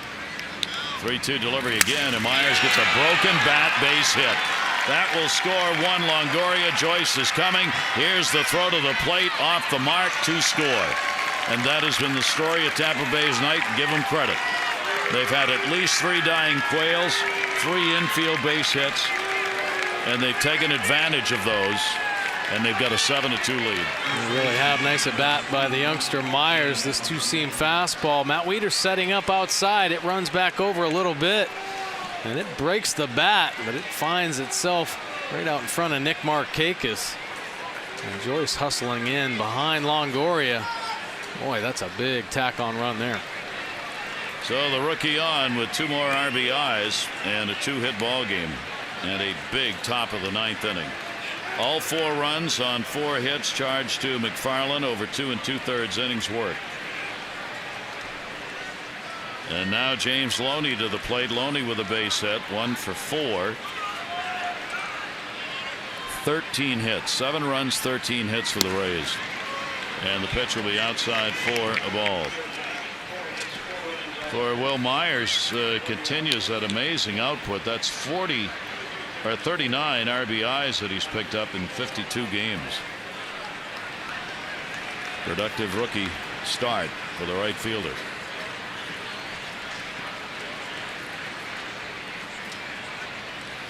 One-0 delivery by Johnson, and that's in there for a strike to Loney. So right back up in the bullpen, Wesley Wright. Not a save situation, obviously, going to the bottom of the 9th inning. So Fernando Rodney had thrown a little bit in the bullpen, sitting down. Here's the 1-1 delivery, and it'll miss down low, and a 2-1 count.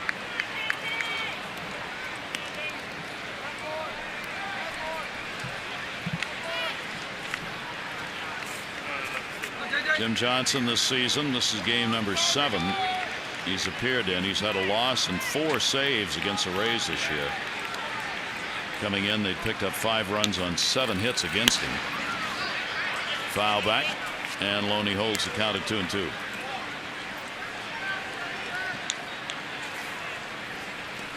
Jim Johnson going to more off-speed pitches now, trying to mix it up with hitters. But that was a nice 2-seam fastball, good velocity.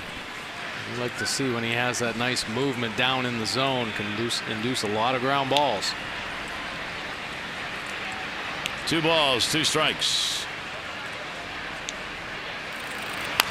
And had to reach, cues that one off the end of the bat foul. And we'll hold the count at 2 balls and 2 strikes.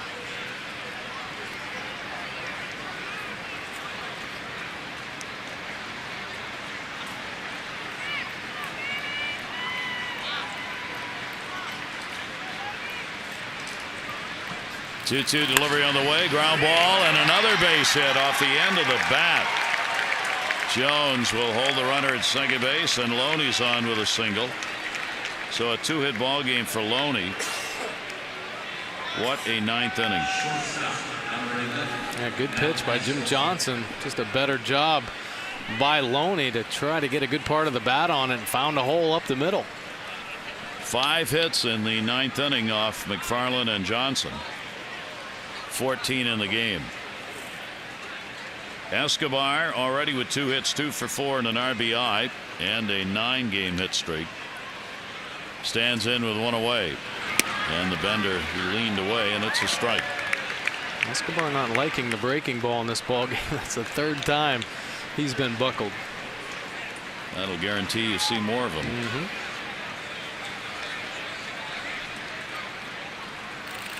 Johnson's delivery, and that will be outside.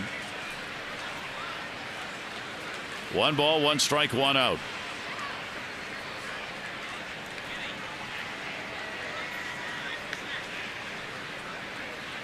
Myers and Loney on. Here's the 1-1 delivery. That's going to be a base hit into left field. Stumbling start for Myers, so they'll hold him up at third base. and the bases are loaded as Escobar picks up the base hit. That's 3 hits in a row off Jim Johnson. He stayed on that breaking ball and just hammered it through the 5-6 hole. But Showalter on the phone to the pen. Johnson having a hard time getting it out here. And that'll bring Castro back out to the mound to talk to Johnson while the pen goes to work. Well, the Yankees have won both ends of their doubleheader. They trailed 2-0 in the second game. They won it 3-2. They won the opener against Toronto 8-4. Jason Nix had the walk-off. 2 for 4 night for Nix and 2 RBIs. As the Yankees got a pretty good start from Burley, 6 2/3 innings, couple of runs on 6 hits. He and Hughes battled. Hughes gave up just 2 runs, 7 hits over 6. But the bullpen of the Yankees able to put it away, and the Yankees win 2 from Toronto. They are now 8-0 against the Jays at Yankee Stadium this year. And you wonder the impact, and Buck Showalter is going to be asked after the game. This was not a safe situation with Jim Johnson, but coming on, it matters. Comes on, gives up 3 consecutive hits here. Is that going to affect the ongoing question about him being the closer? Pitch is outside to Molina. This is the 9th Ray to hit in the inning. Molina's had a base hit, 1 for 4. 1 down, bases are loaded, infield at double play depth. And that's outside a third, foul, 1-1.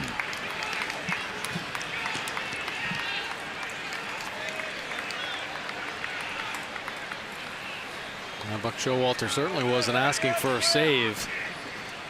He was just asking to try to help to get the team off the field and give the Orioles offense another opportunity. Some big tack on runs, a 4 spot here in the 9th by the Tampa Bay offense. That'll go to third base. Manny Machado got a long time to get it over to first, and he does, and they get the double play. But it is a 4-run 9th inning, so we go to the bottom of the 9th with the Rays on top, 7-2.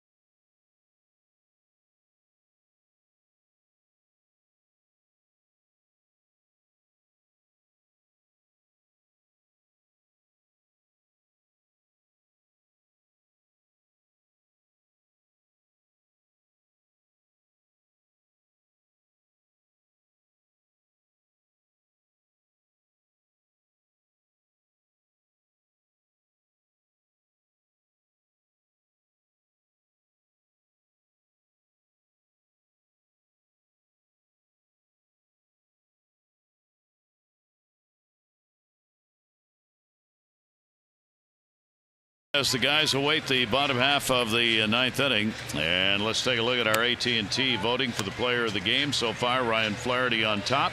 Still time to text in your vote, A, B, or C, to 31826. Results on the O's Extra Post Game Show with Jim and Rick. So Wesley Wright will replace Jamie Wright here in the 9th inning. Yeah, Wesley Wright was picked up off of waivers from Houston back on August 12th. It is his 57th appearance coming out of the bullpen. 3.74 earned run average with 42 strikeouts and 16 base on balls.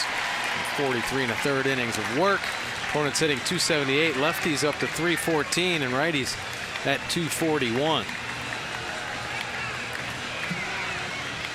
So the Orioles with only 3 to work with and down by a score of 7-2. Rays are trying to make it 3 wins in a row. 6 out of their last 7 and 8 out of their last 11 against the Orioles, including 5 in a row here in Baltimore. Wow. Nick Markakis will lead it off. He's 0 for 3 in the ball game, 1 for 7 in the series. Wieters and Hardy are due up.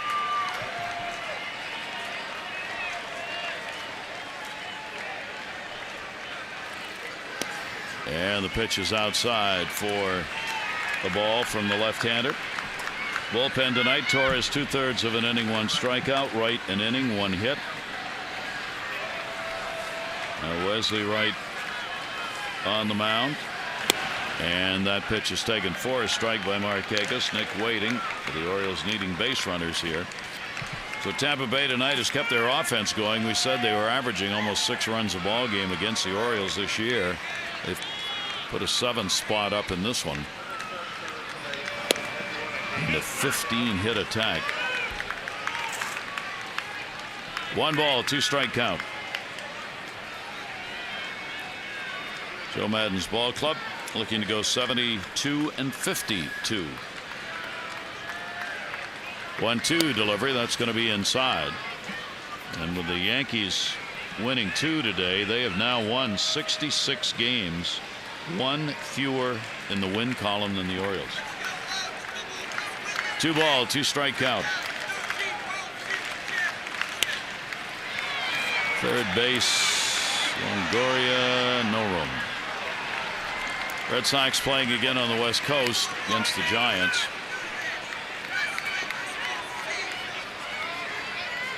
Listening to the ball game last night sounded very much like the Giants are done.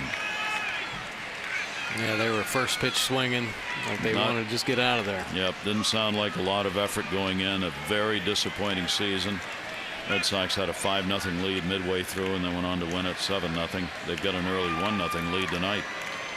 2 ball, 2 strike delivery. That'll just miss outside. So the count full on Markakis, 3-2.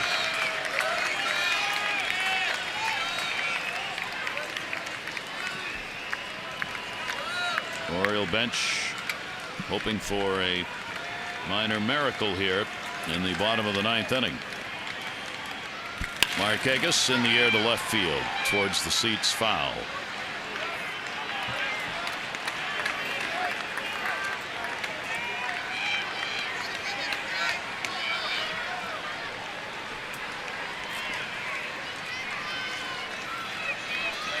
Chen goes tomorrow. What may be a win necessary to avoid a sweep. That's going to be an important ball game. Of course, they're all important right now. They really have to salvage something if the Orioles can't come back and get this game. I'm calling on Wei-Yin Chen to kind of right the ship and really try to get things back on track, because there are no easy games left in the season.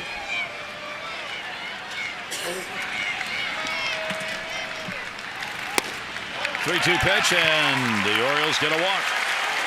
A nice at bat right there by Nick Markakis. Actually 4 good at bats tonight. Hit the ball hard every time up at the plate. Nice job drawing the walk there. So the Orioles get the leadoff man on, and that will bring up Matt Wieters. Matt has scored twice tonight, once reaching on an error, once on a walk.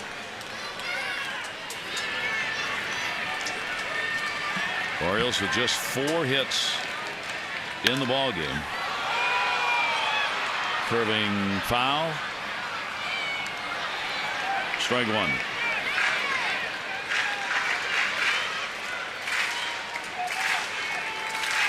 Orioles have not had an extra base hit in the ball game. 4 singles. Cobb, the pitcher of record, could be 8-2. Gonzalez for the Orioles could be 8-6. And the pitch will miss. 1 ball and 1 strike.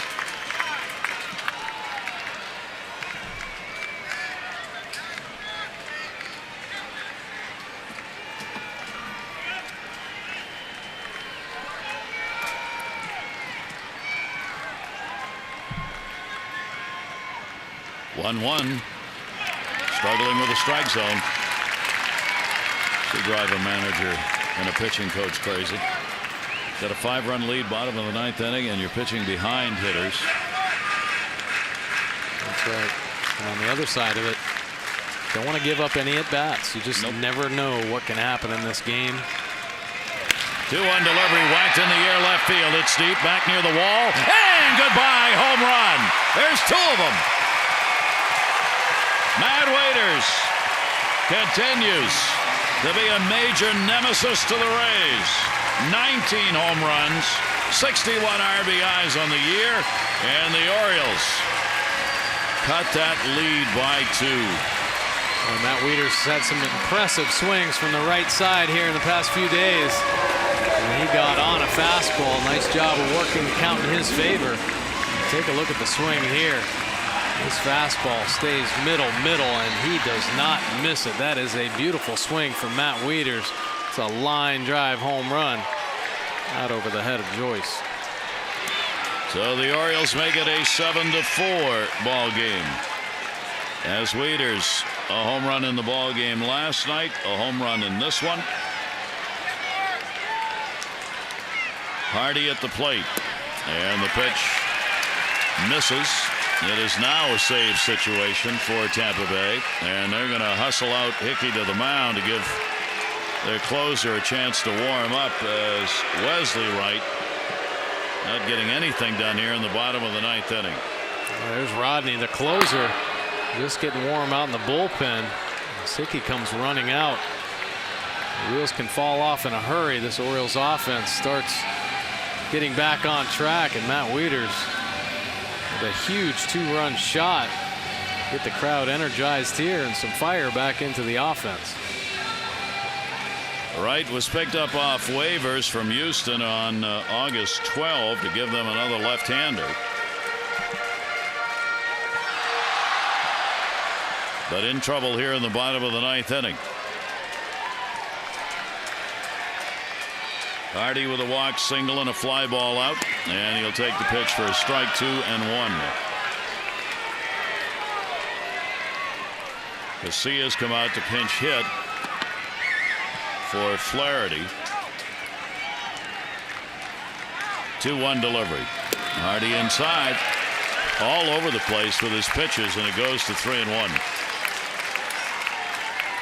Yeah, he is. The Orioles hitter's been really patient. Started off with Nick Markakis, and then he fell behind Matt Wieters for the big home run. 3-1 delivery, and he walks in. 3 batters up, 3 on, and 2 in. And that will be it for this Wright. He will leave, having pitched no part of an inning. Surrendered 1 hit, 2 walks so far, 2 runs. And Rodney is going to have to come on and try and pick up the save. He worked in the ball game for his 28th save last night.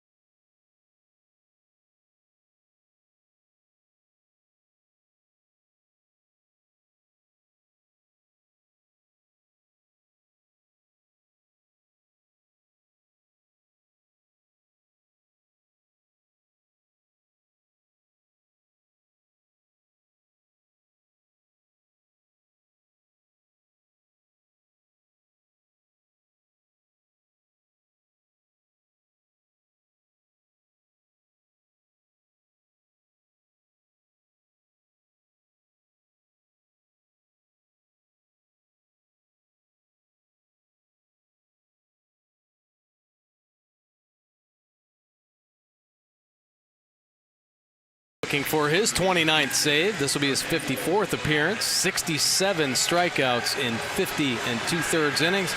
Opponents hitting .231 off Rodney. Lefties .248 and the righties at .211. Of course, Fernando Rodney, the strong fastball, he can get up in the high 90s, touching 99, 98 at times, but he has a devastating changeup. He throws down in the low 80s. So Rodney, after the save, trying to make it 2 in a row against the Orioles this season. He's got a 1-0 record and 3 saves. He's worked 5 innings, given up 1 run on 2 hits with 4 strikeouts. Lifetime .32 mark, 14 saves for Rodney against the Orioles. But it's always interesting, as we said last night. Rodney can create his own special kind of excitement. He sure can. There is Wieters, the home run, 2 RBIs here in the 9th inning. Matt Wieters now has 5 home runs against Tampa Bay on the year and 14 RBIs against them in this, the 14th game. Runner on at first, nobody out, bottom of the 9th. Flaherty stays in with the right-hander coming on to pitch. Flaherty will take it, and it is in there for a strike.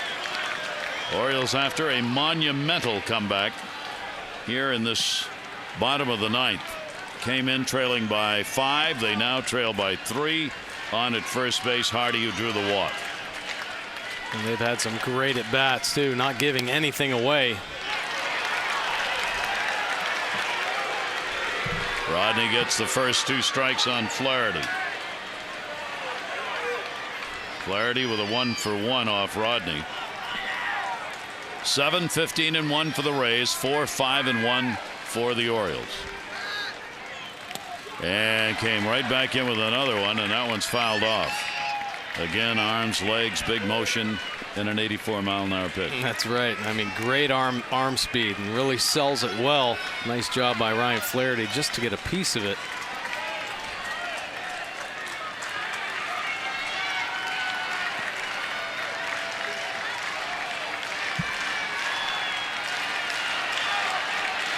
Oh-2 count, shift on in the infield. Flaherty goes the other way, left center field. Joyce, pretty good run, gets it in a hurry. Hardy will go back. There's the first out of the 9th. Joyce was actually playing over towards the line against Flaherty. Yeah, he was. He had to run a long way for that ball. Ryan Flaherty hit it well in the left center gap. That'll bring up Brian Roberts. Roberts 3 for 7 off Rodney. 0 for 3 in the ball game tonight. 0 for 8 in the 2 games. Brian DHing in this one. Top of the order. McLouth waiting on deck. He'll take a walk here if Rodney will give it.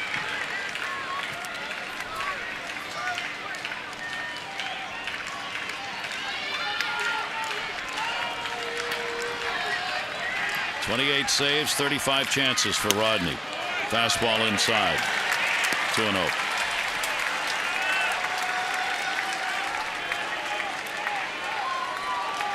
Since the All-Star break, Rodney's made 12 appearances. He had 7 base on balls and given up 15 hits, so you can get to him a little bit.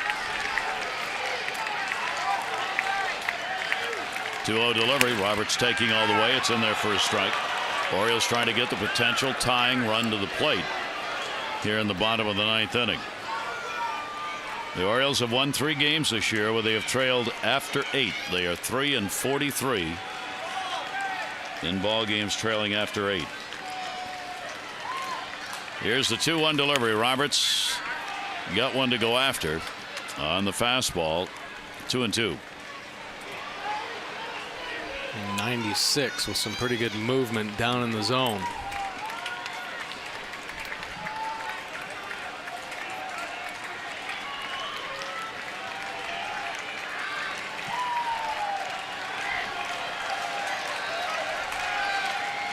Two count, runner off first base. Brian, you could see the hesitation. He almost let it go by and then decided can't take the chance. That's right. Tough pitch right there. 84 miles an hour after a 96-mile-an-hour fastball. He stayed with it. Good job of fighting it off. Anything close, you got to protect. He doesn't even have time to think what I just said. It's got to be instinct. Right? 2 ball, 2 strike count. Rodney's delivery to him. Towering pop up first base. Loney in fair territory. 2 down.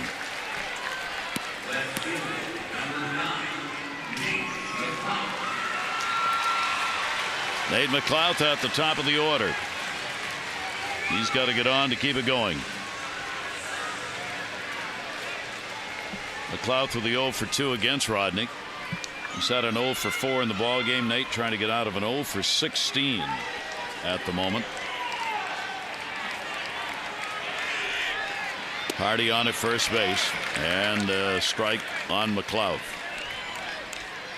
Cobb will get the win if the score stays as it is, be 8-2. Gonzalez the loser. He'll be 8-6. Save number 29 if Rodney can get it. 0-1 delivery on the way, and the off-speed pitch swung on out in front of it, and an 0-2 count.